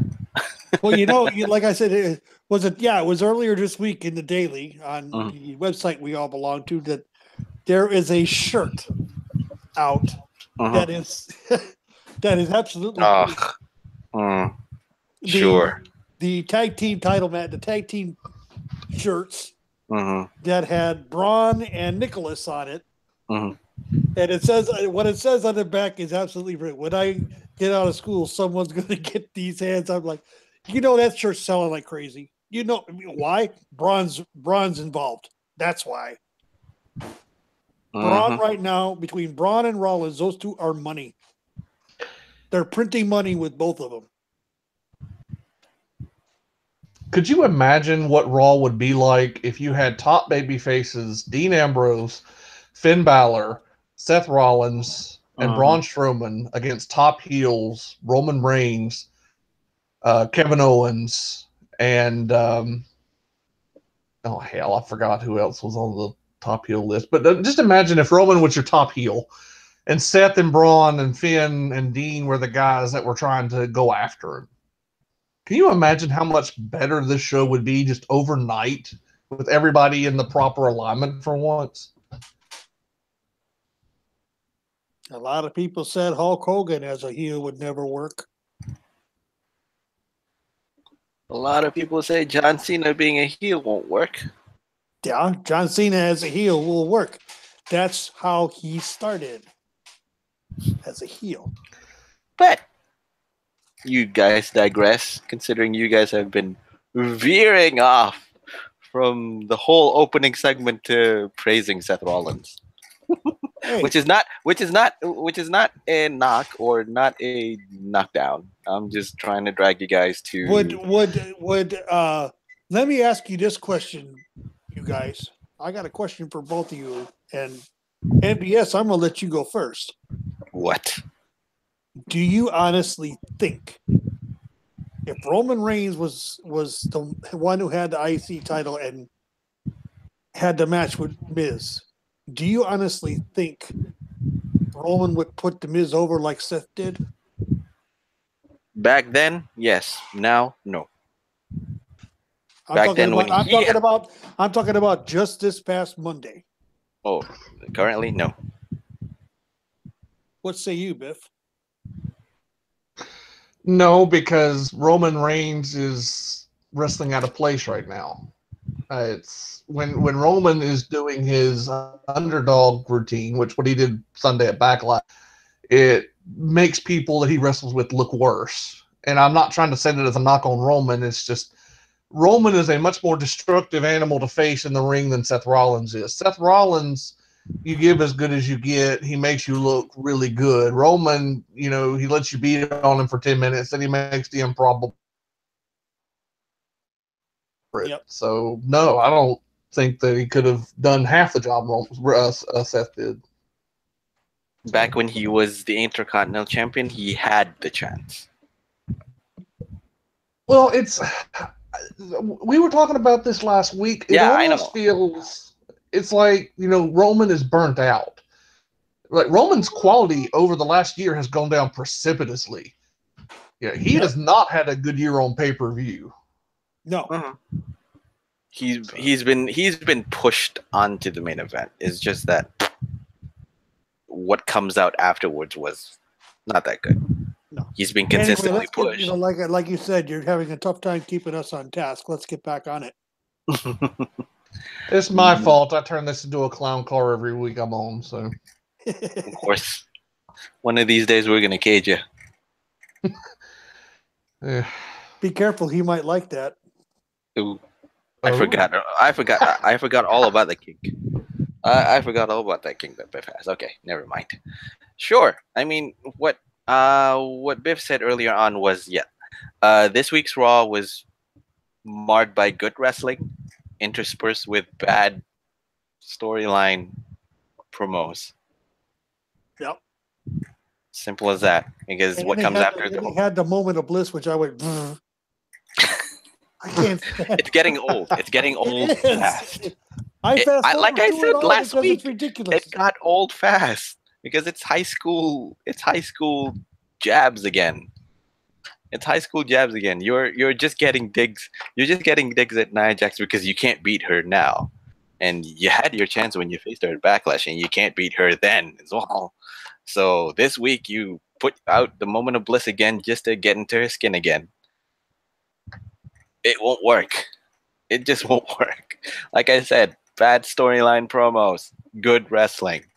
Yep. Although there are some wrestling matches like that were paint by the numbers, average at best, just showcases the new guys like No Way Jose, Titus Worldwide versus the Revival and Baron Corbin again. Although to be honest, that one to me, it's the strangest collection of talent in one ring in quite a while. Because you got No Way Jose, you got Titus Worldwide, you got the Revival, and you got Baron Corbin. So odd. Just too odd. Odd. You got the Lone Wolf, who doesn't work. You got the Lone Wolf with Wile E. Coyote tendencies and Baron Corbin. You got the guys who give no shits and just gives you fists in your face in the Revival. Then you have the Titus World Slide along with his posse of people. Then you have No Way Jose who's just making his debut in Raw. He's just making his mark on Raw. It's strange. Like I said, it's one of the strangest collection of people in one ring in quite a while. The question I have is this: why would Breezango in the conga line? I have no idea. Do you even want to find reason why Breezango is in the conga line? You need to watch Fashion Police for that one. What, we haven't seen that in months. That's been basically cut out of everything. Yep. It was getting over, so they had to kill it. But Yeah, like you said, of course, anything that gets a talent over on their own. Oh no, can't have that. Can't have that. I have to decide who's over and who's not. but Sure the fuck ain't gonna have this goddamn fashion police bullshit getting over when I'm trying to get Roman over. God damn it! That's a very good Vince impression, actually. Oh, yeah. But like I said, fans, they don't know what they want. yeah, I know what they want. this is slowly going to go off the rails yet again. But I'm letting it go this. I'm letting it go this time because, well, that is actually a damn good Vince McMahon. That really is. I'm impressed. That's. If he's listening, he might be wondering, since when did I get another twin? God damn it! Did I have a long lost brother or something? God damn it! Well, you shit. I'm also the one that can pull off a damn good Triple H when I want to. Yeah, true. I used to be able to I actually scared people. You did. I think you did. I want to hear this. I don't know about you, Doc. I'd like to hear the Triple H, to be honest. I already did. It's on one of the previous shows. Go back and look. I think it was for the Mania breakfast show, wasn't it? Yeah, it was for the Mania breakfast show, I think, if I'm not mistaken. Yeah. I do it when Tanya's there, and she's sitting there laughing when I'm done, and she's like, "You sound just like Triple H." She goes, "For a second there, I thought he was here." I was drunk that morning in New Orleans. That's why I missed it. I'm sorry. That's fine. Anyway, okay. One too many Category 5s for you, hey? One too many Category 5s or a hurricane. Oh, yeah. And my wallet felt it too. So. The thinness of the wallet prevents you from doing anything sane. I feel it today, trust me. So I'm still in the hole from that trip. Okay. But okay, let me just wrap this quickly up with separating the whole Money in the Bank qualifier match. I know I already touched on that. Two others Money in the Bank qualifier one of them was Ember Moon versus Ruby Riott versus Sasha Banks. And the other one was the main event between Finn Balor, Sami Zayn, and Roman Reigns. So those are the two Money in the Bank qualifying match. These two are the highlights for the show on my end, anyways. Yeah. Because people were asking because gifts came out Monday night that I saw when Ember hit the Eclipse on Ruby. And people were asking, why does Sasha sell and roll out of the ring? If you look at it, it looks as though Ruby Riott, when she takes the Eclipse, she bounces back up and quote unquote hits Sasha in the face with the back of her head. Okay. If you look at the end of the match, after it's all over, Ruby Riott is selling the back of her head. She's holding the back of her head. And Sasha Banks is holding her face and her forehead. So that was something that was planned. It is. It worked out. It looked real. It looked good. It was a solid match. There wasn't anybody outside of the ring too long. Yep. And even the distractions doesn't really detract from the matchup itself. So no. Yeah, that's one. And I think it's a good match. Then, of course, the other one would be the whole main event triple threat between Reigns, Zayn, and Balor. Which Jinder wanted to be added to because he defeated Chad Gable earlier in the evening, and he demanded of Kurt Angle, and Kurt Angle told him, "No, woo woo woo, no, woo woo woo, no." He was talking to Zack Ryder at that time. Yeah, and the gif of him trying to fist bump, which took him about five seconds. I think it took him about 10 seconds to realize, oh, I should be fist bumping him rather than high fiving the fist. Yeah. So there's that. That was pretty decently done because it made Kurt Angle look older. You know that he's not with the crowd of today. Not with the times. Yeah, not with the times. This one was a good match. one big question I have: might WWE finally have found the one superstar fans will actually cheer Reigns over in Mahal? No. Are we going to have a qualifying match between Jinder Mahal and Roman Reigns next week? I don't think so. No, I don't think God, so, if because they put those two in the same ring, it'll, ugh. you have to decide who would you boo more, Roman Reigns or Jinder Mahal. You have to decide. I'll tell you right now, Jinder Mahal will get the face bump. Oh, yeah. Okay. Okay. Why? Because it's Jinder. It's because it's Roman Reigns. Can I make an official prediction? Sure. I want y'all to remember this date because I feel like I know what's going to happen. And if I get this right, I expect cookies sent to me. May 13th. Yeah, Saturday.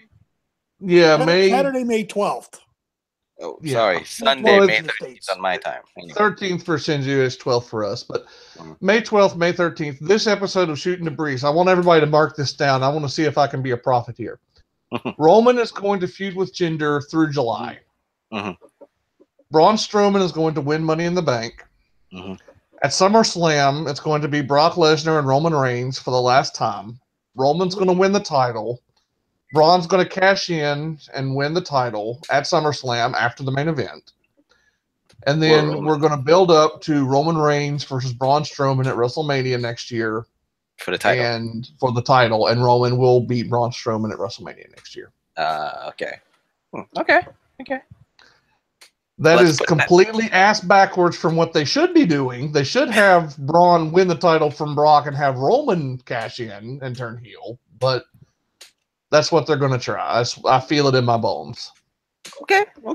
We'll mark it down for you. We'll see what happens in the Golden Bullet Awards, maybe, when we try and do everything all at once. If I actually get that right, I'm going streaking. I'm just letting you know. So You'll be dancing naked in your front yard, right? well, I'm already naked. It'll just be moving from my living room to my front yard. Do the listeners really need to know that you're naked right now? As far as listeners know, I'm the cutest thing that ever walked the face of the earth. I might cause people to swoon. Okay. Wow. Really? Thanks, Wow. Thanks, Doc. That went over like another fart in church. I am always the one who likes to just say, okay. You're the straight man of the In group. the Sukomi, yeah. I'm the straight man in the group in the Sukomi. TakersMinion is the Ed McMahon. Ed McMahon. And I am Robin Williams spazzing out and running around the stage. So what you're saying, Biff, is you're the Charlie Callis of the group. Ding, ding, Well, I'm ding, not as ding. sexy, but yeah, kind of. You know what? For those of you that don't know, go look him up. Sure. Great man with the arrows from out of nowhere. Yeah. You never knew when they were going to show up. Mm-hmm. But okay, back to the whole thing. Here's my hot take on this one. Zayn appears to be on a collision course with Kevin Owens, if recent booking is any indication. One.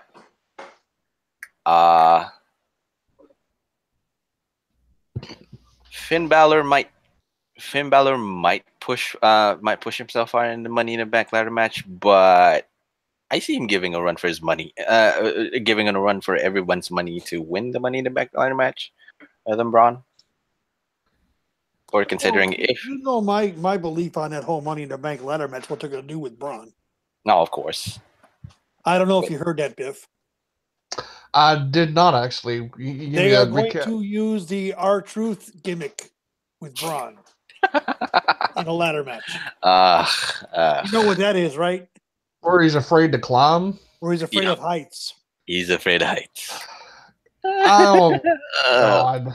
You're about to launch me on a soapbox of a problem I have, so I'm gonna be quiet for a little bit. Just be quiet on it. Yeah, just be quiet. Have your chance. You have your chance. But okay, those two qualifiers might be overshadowed by the fact that match of the week for Raw was actually Seth Rollins versus Mojo Rawley. For me, that is. I liked it. It's a good match. It's not Monday Night Rollins. It's going to be Monday Night Raleigh. And he proceeds to get his ass kicked. Yeah. USA would have canceled the show on the freaking spot. That's all I would say.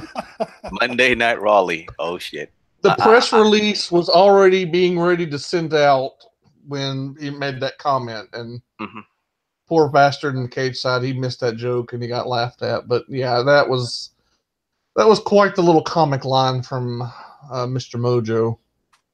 Monday Night Raleigh. I'm gonna return. If that happens, I'm gonna return my wrestling card and concentrate on watching NJPW. I would start concentrating on CMLL, for Christ's sake.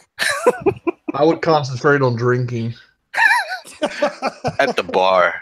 Go at the bar. My notes on the whole Seth Rollins versus Mojo Rawley, as if you guys hadn't added enough of it, out of it. Seth Rollins is the best wrestler in all of WWE right now. That may be a loaded statement in and all of itself, but every week his work speaks for itself. Right now, and I'm going to say this, and right now Rollins is in the same position Roman was last year at this time. Working from underneath and making talent look good before he killed him. The same thing Rollins is doing. But Rollins is not a powerhouse, so he does it more with finesse. Yep.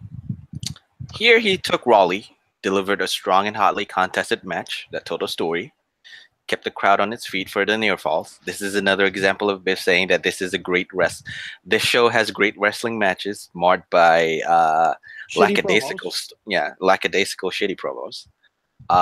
Again, like you said, Rollins proved to a lot of people that he is one of the best wrestlers, or arguably the best wrestler in all of WWE right now. It's further proof of that and Raleigh's raw, untapped potential. He, how long was it before he had won the Andre the Giant Memorial Battle Royal, and how long has it been since his debut in the main roster? Of course, I'm going to omit the fact that he actually had injury and had to stay away from WWE for a while to recuperate for that. But there again, injury brings up lack of faith, lack of confidence from creative. For Mojo Rawley. Yeah, incorrect. Mojo Rawley. Yeah, incorrect. Like I said, he's raw. He's still raw. He's an untapped potential. Without an obvious path to Money in the Banks just yet for Rollins, weekly open challenge isn't far from the worst idea. It's not the worst idea at all. I mean, to maintain his no, momentum. it's not. And I mean, it's worked before. It worked before. It worked with Reigns. It worked with John Cena with his U.S. Open title match. Yeah, that's where the whole concept came from. And I'll tell you what, that absolutely worked. If it ain't broke, don't fix it. It's simple. Well, yeah, you got to have a good follow-up, though. It works in the moment, but what happened when John Cena lost the title?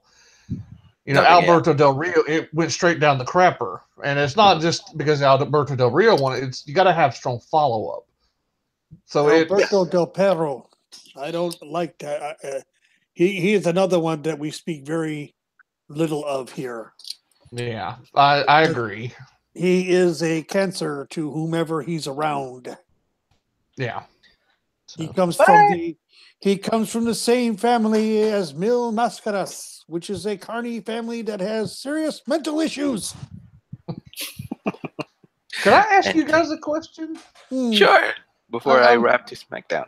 I'm going to flip this around here. I'm just looking at, and this is probably a good point to segue to SmackDown, but, is the Intercontinental, would you agree that the Intercontinental title is the only championship in WWE right now on the main roster that's being booked effectively?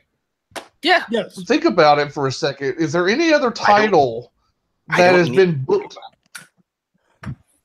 I don't need to think about it. Though. Yeah. I do. I don't have to think about it either because it's true. Even the WWE title is being booked terribly right now. The Universal title is I not being agree. booked at all, and US title is gonna get some legs with Hardy having it. Hmm. And well, of course, the WWE champion, because you still have the whole issue with Nakamura and Styles still. That's why I said it's feuding not over it. it's being booked, but not well. Yeah, It's yeah. Considering the fact are that the they whole result trying about to devalue that title somewhat? uh So when the Universal title finally does change hands to somebody, it's a big deal. can't say for sure because that title has more leeway rather than the Universal title. Yeah, the WWE title's got more lineage. So can't say much for sure. And number one and number two, the WWE Championship title has been held by AJ Styles, a very good pair of hands. Yes, he Brock is. Lesnar, pair of good hands, he is not. No, and I think Biff, I told you this before that this, or it was you. I can't remember if it was you or Biff, MDS, that I told Mhm. this before. That right now they're keeping the title on Brock to make sure he stays under contract so he doesn't go back to UFC. That you said it to me. It's a chicken Yeah. shit way to do it, but Well, okay. Considering that you are talking about Yeah. AJ Styles and Nakamura, did they actually have anything for Nakamura and AJ Styles on this one? No, because most of the time, they were concentrating on the qualifier for the Money in the Bank, which features Miz versus Jeff Hardy, Charlotte Flair versus Peyton Royce. That's just about it. those. Oh no! Forgot Daniel Bryan versus Rusev. Let's not forget that. Those three are the Money in the Bank qualifier match. The non-specific anything title match, non-specific singles matches were Cesaro versus Xavier Woods, and of course Mandy Rose faces off against Becky Lynch. Oh And boy. then, oh boy, and then you have Senju, and Nakamura and AJ Styles discussing about Backlash on a separate promo. Meaningless promos. No speaking English. I'm getting a Nakamura's little tired of that, but hey, if that's part of the chaos gimmick that he's using, then fine. he's in. I think when Nakamura is in chaos, it's more that he is in his own world in his mind. So basically, like I said, in that promo, he says that AJ Styles is nuts, but so am I.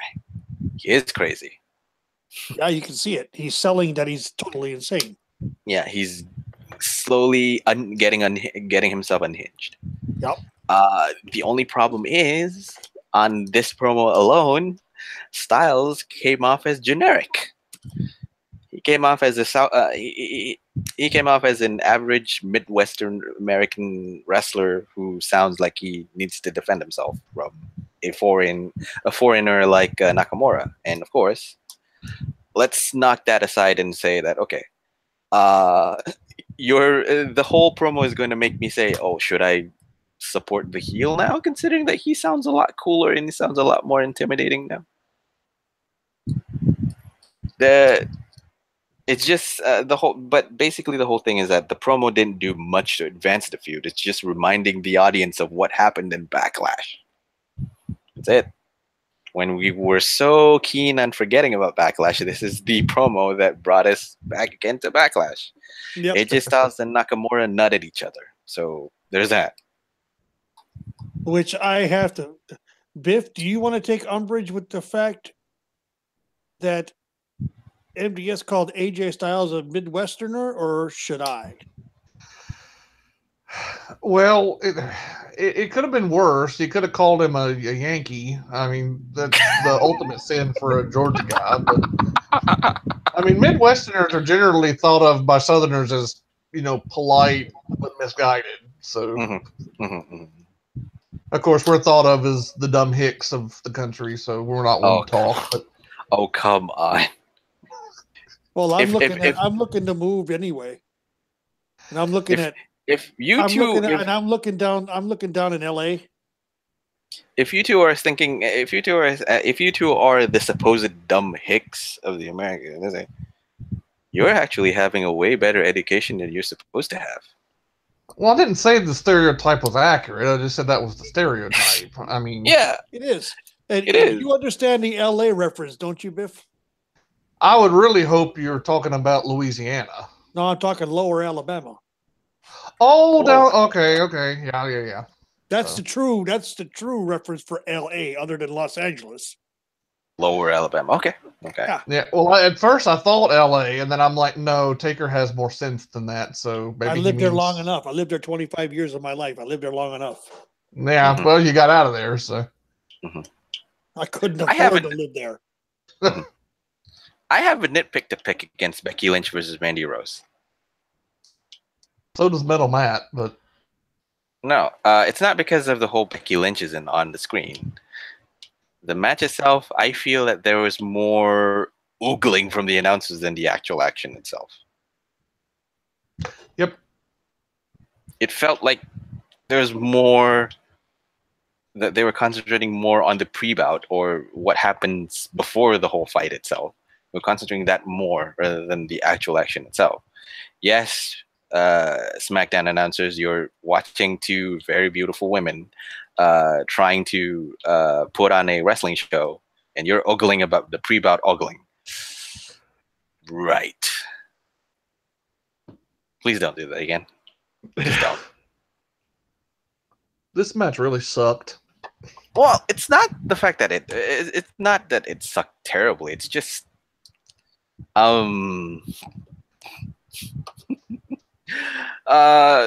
there's three things that happened. There's compelling tension growing between Paige and both Mandy Rose and Sonya Deville. Hopefully that creates some narrative opportunities. Again, like I would say to Taker, I am being an optimist as always. Number one. Number two, Mandy Rose got a big win because she beat Becky Lynch. Number three, Becky Lynch, on the other hand, is looking all too familiar with the word defeat. She's slowly getting on her second year without any sort of meaningful win. Yep. Or any sort of storyline potential, anything coming out. So all three of that equates to a potential story brewing up. Whether WWE wants to create something out of it is another story altogether. But to me, that's something to look forward to. Here again is another character that Stone Cold Steve Austin is screaming should turn heel. That is Becky Lynch. Yep. He just said it. She's been on his show and has said, I would welcome it. What more can you say? I mean, He's she's screaming the same thing about Roman. Turn Roman heel. That's the only thing that's going to save the character. Because he it's is right hard. now. Because he's it's a heel. hard to compare. He's a heel to the fans already. It's hard to compare Roman Reigns against Becky Lynch because, in spite of Becky Lynch getting defeat, she's still getting cheered. She's still getting cheered. She's still getting the babyface reaction that people expect to give to her. Roman Reigns gets booze. It's a whole different. It's not a whole different story. It's a it's a soft comparison, I think, in a sense. But yeah, maybe turning her heel or maybe showing an aggressive side on Becky Lynch might spicing up her character a little bit more. Maybe return her back to her BFF roots back in NXT. Just the Irish last kicker that she's supposed to be, but just she's trying to break out of a slump. I think that's the other story point. Maybe she's trying to break out of a slump. What would she do to break out of that slump? Or to what end will she rely on to break herself out of a slump? That's the question. Oh boy, MDS, you gotta admire her. Oh, good. Yeah. AA's dad thinks your avatar is cute.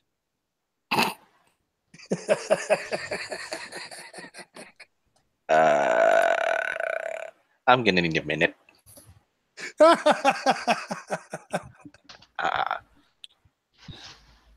just get it. At the time when I need change, I'm gonna need a minute.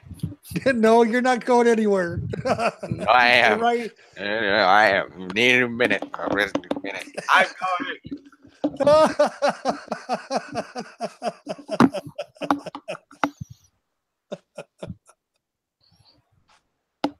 It's just one of those things. This is one of the things that suddenly derailed everything. Yeah. And it wasn't my fault this time. I know. I saw that and I was like, oh, that has to be said. I have an admirer, and nah. Okay. When I need some, when I just want change to just spicing up things a little bit, somehow that gets a reaction. Thank you, AA's dad. Appreciate the fact. I guess her dad is listening to the podcast today. Maybe. Sounds like it is. Yeah. It sounds like Nice. he is. A new fan. Wonderful. Welcome, sir. Welcome, sir. Loving you tonight. Oh, Biff, hush. You didn't do it right. You should have did it like Boggs from Shawshank Redemption. Huh?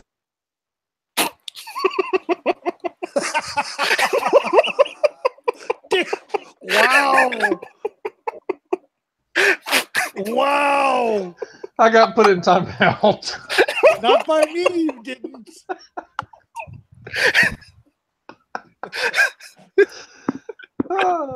Picture that as you will. I don't Not care by now. me, you didn't, buddy. I didn't do it. Okay. It's one of those ideas that work much better in my head than in execution. So Yep. Okay. But anyway, anyway, getting back on track. The only I have not. To be honest with you guys, I have nothing bad to say about SmackDown Live this week. SmackDown Live this week has been entertaining. Stories have been pushed. Say something bad? Sure. I hated this show. I hated it. Yeah, we're going to disagree on this one. Okay. Just give the reason why. Just lay out. It's very simple. It's the same reason that I disliked Raw, and it's as good as the match quality was. Cesaro and Xavier had a great match. Becky and Mandy, that was a terrible match as far as I'm concerned. Mandy has no business being on the main roster. The main event was good in ring, but the storyline, they're going to try and tell with Daniel Bryan what I feel is coming, I don't like. But put aside all of that for a second. SmackDown has the same problem Raw. There is nothing captivating on SmackDown. The women's championship is down right now. The tag titles have vanished. The WWE championship feud is, it's okay, but bad match finishes. It's been killed a neutered. lot of interest. I mean, do these guys have any nuts left? They're up in their spleens right now. Somewhere. Yeah, but it's like, even the U.S. title, Jeff Hardy, comparing Jeff Hardy as U.S. champion to Seth Rollins as Intercontinental champion, it's really whack because you're comparing an apple to a prune. Yeah, well, Jeff is just holding the title. Jeff is not going to give you what Seth is giving you with the IC title. No. So it's not even fair to compare them. But, the U.S. title means nothing. Tag titles are gone. The women's championship picture is muddy. The women's division is, a train wreck right now. It's just, there's nothing worth getting excited about. There's things that are interesting in the moment, but WWE has beaten the care out of me on so many people. I don't care what happens to Becky Lynch or Cesaro. I like them. I hope good things for them, but I'm not a fan. I'm not invested in them anymore because WWE beat the care out of me. They beat the care out of me on Rusev. I don't give a damn that Rusev won because I have the belief through experience that they're going to screw it up. It's hard to be a fan when you can't get past the feeling that they're going to screw things up because that's what they do. Yeah. I think it's a good argument to be said. It's a good rant because Biff, you're saying things that I have been saying for months. Not in so many words, but I've said things similar to this. That right now, creative and Vince and the company in general can't find their asses both hands, They really can't. and that's a sad state. Mhm. You know, I mean, but let's go back and look at Rollins. Like I said earlier, we were talking about Rollins and everything. Why? Because his story is simple. It's something they fell into, and they're actually seeing that it's working. So hope to God, I'm praying to God they don't screw it up. But this is WWE and Vince. They're going to figure out a way to screw it up. that's true. What is the one big problem in WWE storytelling right now? So much of what they do is not organic. It's not realistic. It's not believable. No. Nobody buys any hope whatsoever that Alexa Bliss could realistically challenge Nia Jax. And the fact that she gets as much in on Nia as she does it's Blows your mind. not realistic. It's a bridge too far. Yeah. Well, You can't buy here's it. another thing. Here's another thing that I saw in the threads and it bugged the hell out of me Mhm. Tuesday night. Okay. Because I hadn't seen the matches, but I knew who won what. Okay, I knew all that. Mhm. People were complaining about two big things. One, One. why isn't Matt Hardy in the Money in the Bank match? He was on the thing with ladder matches, and I said, look, he just came back from rotator cuff surgery. He's getting older, and maybe he doesn't want to ruin his body anymore. And said, "I'll take a pass on being in that match. Thank you very much." Not Matt Hardy, Jeff Hardy. Or Jeff, I should say, not Matt, but Jeff. Oh, Jeff yeah, Hardy okay. is saying, "I'll take a pass on that match. Thank you very much. I'm older now. I don't need to do that crazy shit that I did when I was in my 20s. I'm in my 40s now. It's time for me to be more of a bit realistic. Maybe once in a while I'll do it, but I'm not going to do it with this match. These Uh-huh. other young bucks are going to will kill me. Forget it." Exactly. And another one is someone we our dearly beloved friend who is the Iconics Mark. Why didn't Peyton Royce needs to be in the Money in the Bank ladder match more than Charlotte does? No, the last time Charlotte was the champ. She needs this to get She needs back to at get Carmella back at Carmella. for the last time. That's the story. That's the story that's going to be told. I I I believe that Charlotte's going to win it. You're right. Because looking back at SmackDown, Hardy versus The Miz. The Miz is the right choice. Hardy can focus on the U.S. title as much as he can with the slowness that he can get, while The Miz takes his rightful place in the WWE title picture. He needs that. Yeah. He needs that now. Especially with his reality show starting soon. Number one. And number two, he has proven himself that he can do that now, time and time again. He proved it while he was over on Raw with the IC title.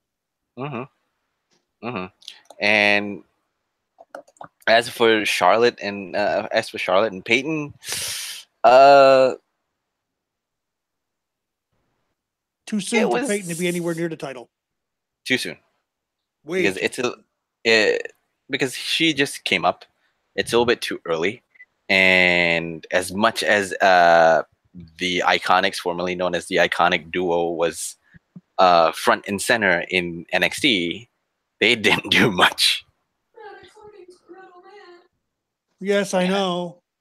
They hadn't done much. No, they haven't. Yeah, but still, they haven't done anything really worth a damn on the main roster yet, or even in the NXT's main roster for that matter. No, it was always the thing about it is that and this is gonna irritate people. Billie Kay was always there to help Peyton Royce get over. That's all she's there for. Billie Kay hardly ever gets in the ring. And when she does, it's in a tag team situation with Peyton Royce. You don't see Billie Kay in any. You hardly ever saw Billie Kay in a singles match down in. Well, hardly ever, but probably because I can count maybe on one hand the amount of matches I saw Billie Kay in the ring by herself. Mostly because probably at that time she was also nursing. She was also trying to recover from an injury as well, but that's beside the case as well. But yeah, that's true. No. But yeah, that's true because To me, I think on I've those looked at Billie Kay's independent stuff. She's 5 times the wrestler Peyton Royce is. because she's the more experienced hand. Yes. She And has more right time. now, they're not going to let her do it. They're not going to let her because they're going to strap the damn rocket to Peyton Royce's back in the next 6 months. Oh, we'll just have to see about that. I feel it. Because here's the thing, though. Because here's the thing. Here's the biggest single outlying factor. Because if you know that when if the Iconics broke up, not when. It's not a case of when, it's rather than if. If the Iconics broke up, someone will cry. I know, but you know what? You know my opinions on singles titles. Yes, I They know. are to remain singles. But I know your opinion. You agree with me, MDS. Biff, what is your opinion? Should a single title remain on a single person, or should it be Freebird rule? If you're going to use the Freebird rule, it has to be a great story to justify it. Otherwise, it needs to be on a single. And but I need to clarify something. Did you say Billie Kay the Iconics are not strong enough? That has definitely not. They haven't really done anything significant. Hell, Sammy and Kevin aren't strong enough to carry the Universal title is under the Freebird rule. Because the crowd has become apathetic towards them. Yeah. And one of the reasons they become apathetic is that every time there's a match that has a payoff with them involved, they lose. Yeah, but in any case, they lost to Daniel Bryan, a man who was making his return to the ring for the very first time, and a man who cannot wrestle in Shane O'Mac. No, I know. So, anyway, Shane had to get his win finally at Mania. Yeah, he did. Okay, here's one surprise that I didn't expect from SmackDown: Rusev winning. Number one. Number two, Rusev winning over against Bryan. Keep Bryan away from the briefcase and keep him out of the title picture. Yeah. That's the reason Daniel lost. Yeah. Because you know what'll happen. Yeah, I know. Number one and number two. Everybody here knows it.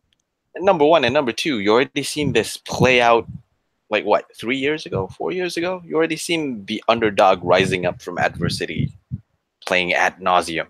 Not just from Daniel Bryan, not just from any other wrestler that you know and love. But the fans are gonna, you know what's gonna happen. Yeah, because I said it the minute I found out he was cleared. I'm like, oh no, here we go again. The fandom is going to want Daniel Bryan to get the title and have the forever run, and they'll shit on whoever else they put the title on.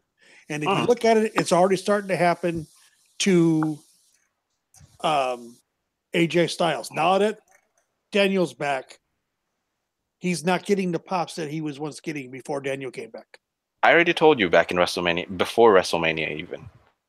The moment Daniel Bryan came back, the moment Daniel Bryan announced that he is actually cleared for wrestle, every single storyline on SmackDown don't matter anymore.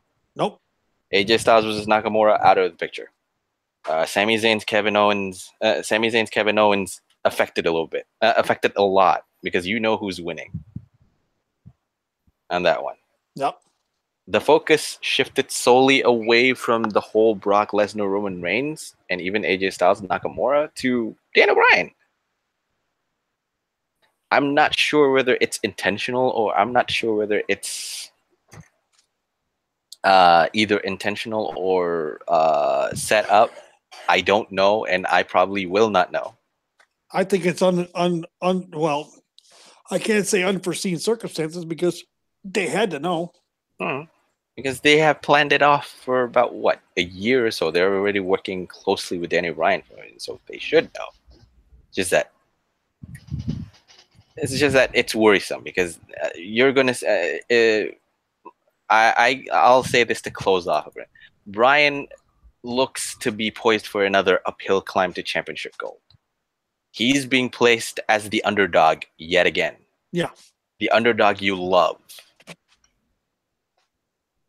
the underdog that has proven time and time again, back when he was still healthy, back when he was still has the yes movement behind his back, back when he had the whole world behind him and cheering him and a lot of that before his uh, uh, unfortunate injury and subsequent staying away from wrestling for about 3 years. Now that fandom seems to return back again to him, and I'm afraid that it would be a major effect to everyone else around him, or everyone else around the title picture for WWE Championship. Yep. It hasn't happened yet. Thankfully, it hasn't really happened, or it hasn't really reared its head out yet. It's just coming. that, like you said, you have a feeling, and I do have a feeling of it. It's coming. I know it's coming, and I think Biff would agree. It's coming. Yep, and I think that the only way that you can stymie that and cut it off at the pass is you need to give Daniel Bryan the U.S. title and build him up as kind of the Seth Rollins of SmackDown in that regard. Because frankly, as long as Daniel Bryan is just floating around in the ether, that is always going to happen, because Daniel Bryan is the one true organic megastar that WWE has created over the last 5 years. Yep. And as long as he's there, that's going to be there. And the thing about it is that it was strictly by accident. It was by accident. Ever since Stephanie McMahon said to Daniel Bryan that he is a B+ player, that happened.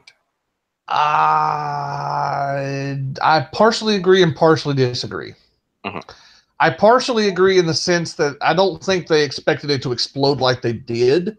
Mm-hmm. But I do believe that the story of Daniel Bryan being held back legitimately is somewhat overblown. Because if you look at Daniel Bryan's career, he came in to the main roster after the getting fired for the choking angle, which you almost have to just throw that away because of the extenuating circumstances. Yeah. He came in, he was almost immediately pushed to the U.S. title. Now, he took a year to kind of find his footing, but then he won Money in the Bank, and he got jobbed out with the briefcase, but won the world title. And from the time he won the world heavyweight title in 2011, he was pretty much positioned as, a prominent member of the show, whether he was as the heavyweight champion, whether it was with Team Hell No, the storyline with Kane.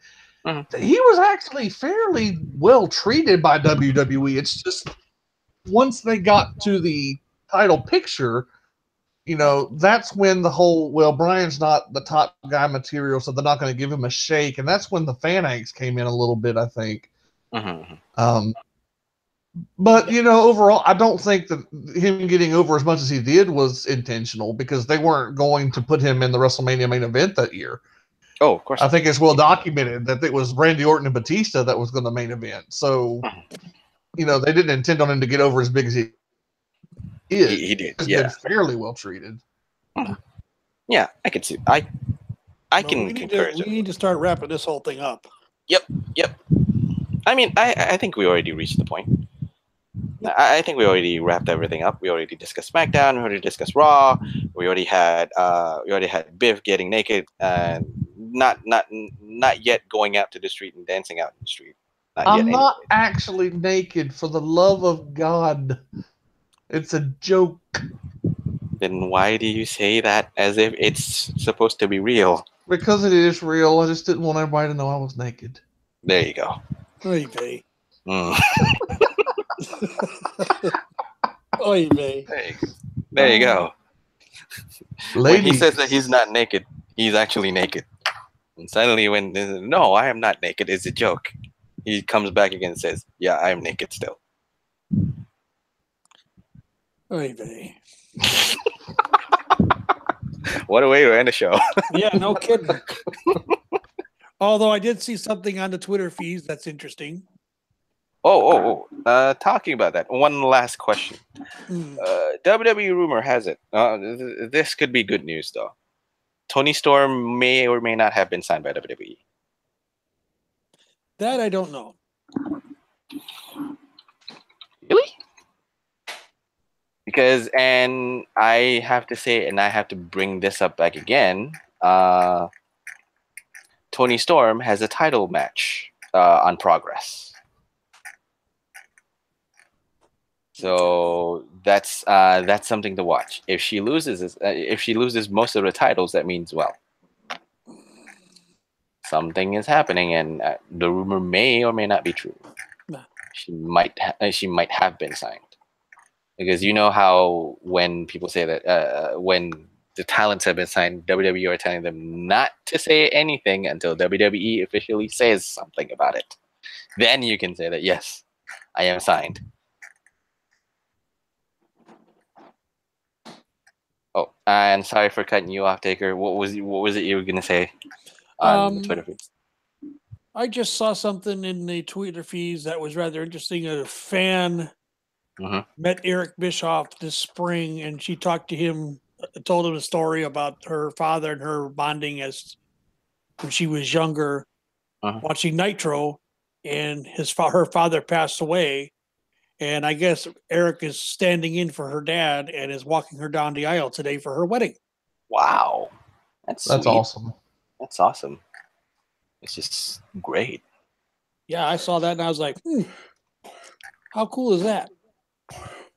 Very, very cool. Very cool, and something a stand-up guy would do. And Yep. All right, Biff, where can they find you? Oh Lord, let's run down they the can list find here. his naked self. Well, you can find me at the local nudist resort. There you go. Is there a nudist resort in Charlotte, North Carolina? I'm sure there are. That's the first rule of the nudie club. We don't talk about the nudie club.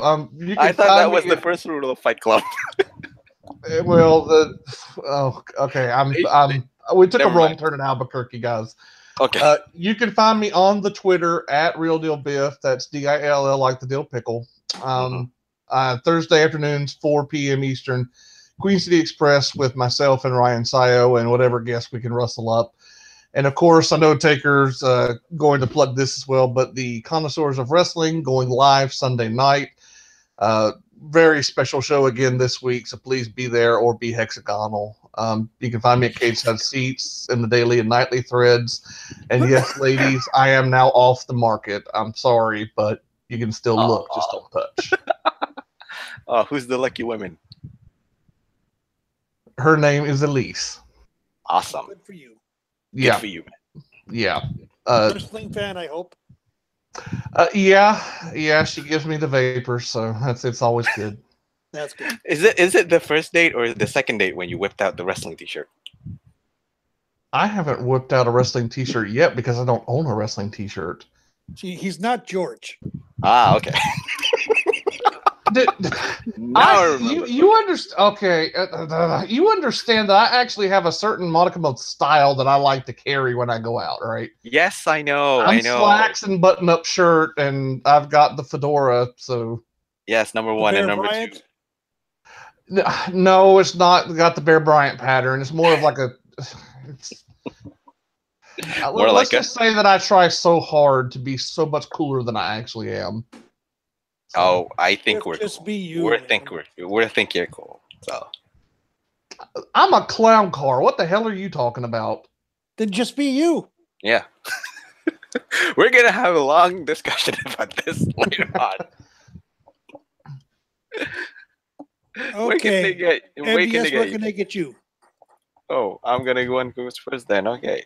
You can catch me on Twitters on at Mr. Dr. Senju. That's MRDRSENJU. I post a lot of random stuff on there as well. You can just catch me talking stuff and nonsense and ridiculousness as well. Mainly food pictures. Mainly food pictures as well. Sure. But hey, I love time in the Orient. Damn it. Yes. And you can also catch me on the Cage Side Seats on the daily as well as the nightly. Yes, I am making a small meaningful comeback to active duty on both fronts. So there's that. I know there's a few inches of dust on the daily bar, so I burned it all down. So there's that. Okay. Yeah. And where can they catch you, Taker? You can always find me on Twitter. I don't post much because I don't like the drama that goes on there, but you can find me at Takers_Minion. Follow me there or request a follow. I usually approve and follow you back. And you can direct message me there. You can also find me on the daily, not so much anymore. I'm cutting back on my daily appearances because I'm actually getting sleep nowadays. Which is good. I'm Which is heading good. to bed. I'm usually in bed by now. Which So it's past my okay. bedtime, guys. Yeah. And a nightly, except Mhm. for the next 2 weeks, I will be scarce on the nightly for the simple fact that we have the Hatsubasho going on this week, the next 2 weeks. Biff is Natsubasho. looking forward to it as I am. Yes. Okay. It starts this evening here in the United States. Okay. And plugs for the shows that we always plug. Plugs for the show that we always plug. Go for it, MDS. Sure. We always plug our unaffiliated podcasts. That is podcasts that aren't affiliated with Kitchside Seats or any other area whatsoever. These also include the one under the banner of the Los Ingobernables Day podcast. One of them will be Two Guys, One Sport, featuring Crazy Chris Colgan and George Curtin Jerker Sabes. These guys are on their break for this month. They will be back on the month of June, right when Dominion starts, NJPW Dominion starts. So catch that. You can just rehash back all their past episodes when you can. And then you have Violent Wrestling Podcast with Ambrose Ali and Prince Macli Robles. They have an irregular schedule nowadays, due to life and circumstances and whatnot. But they are still on active duty.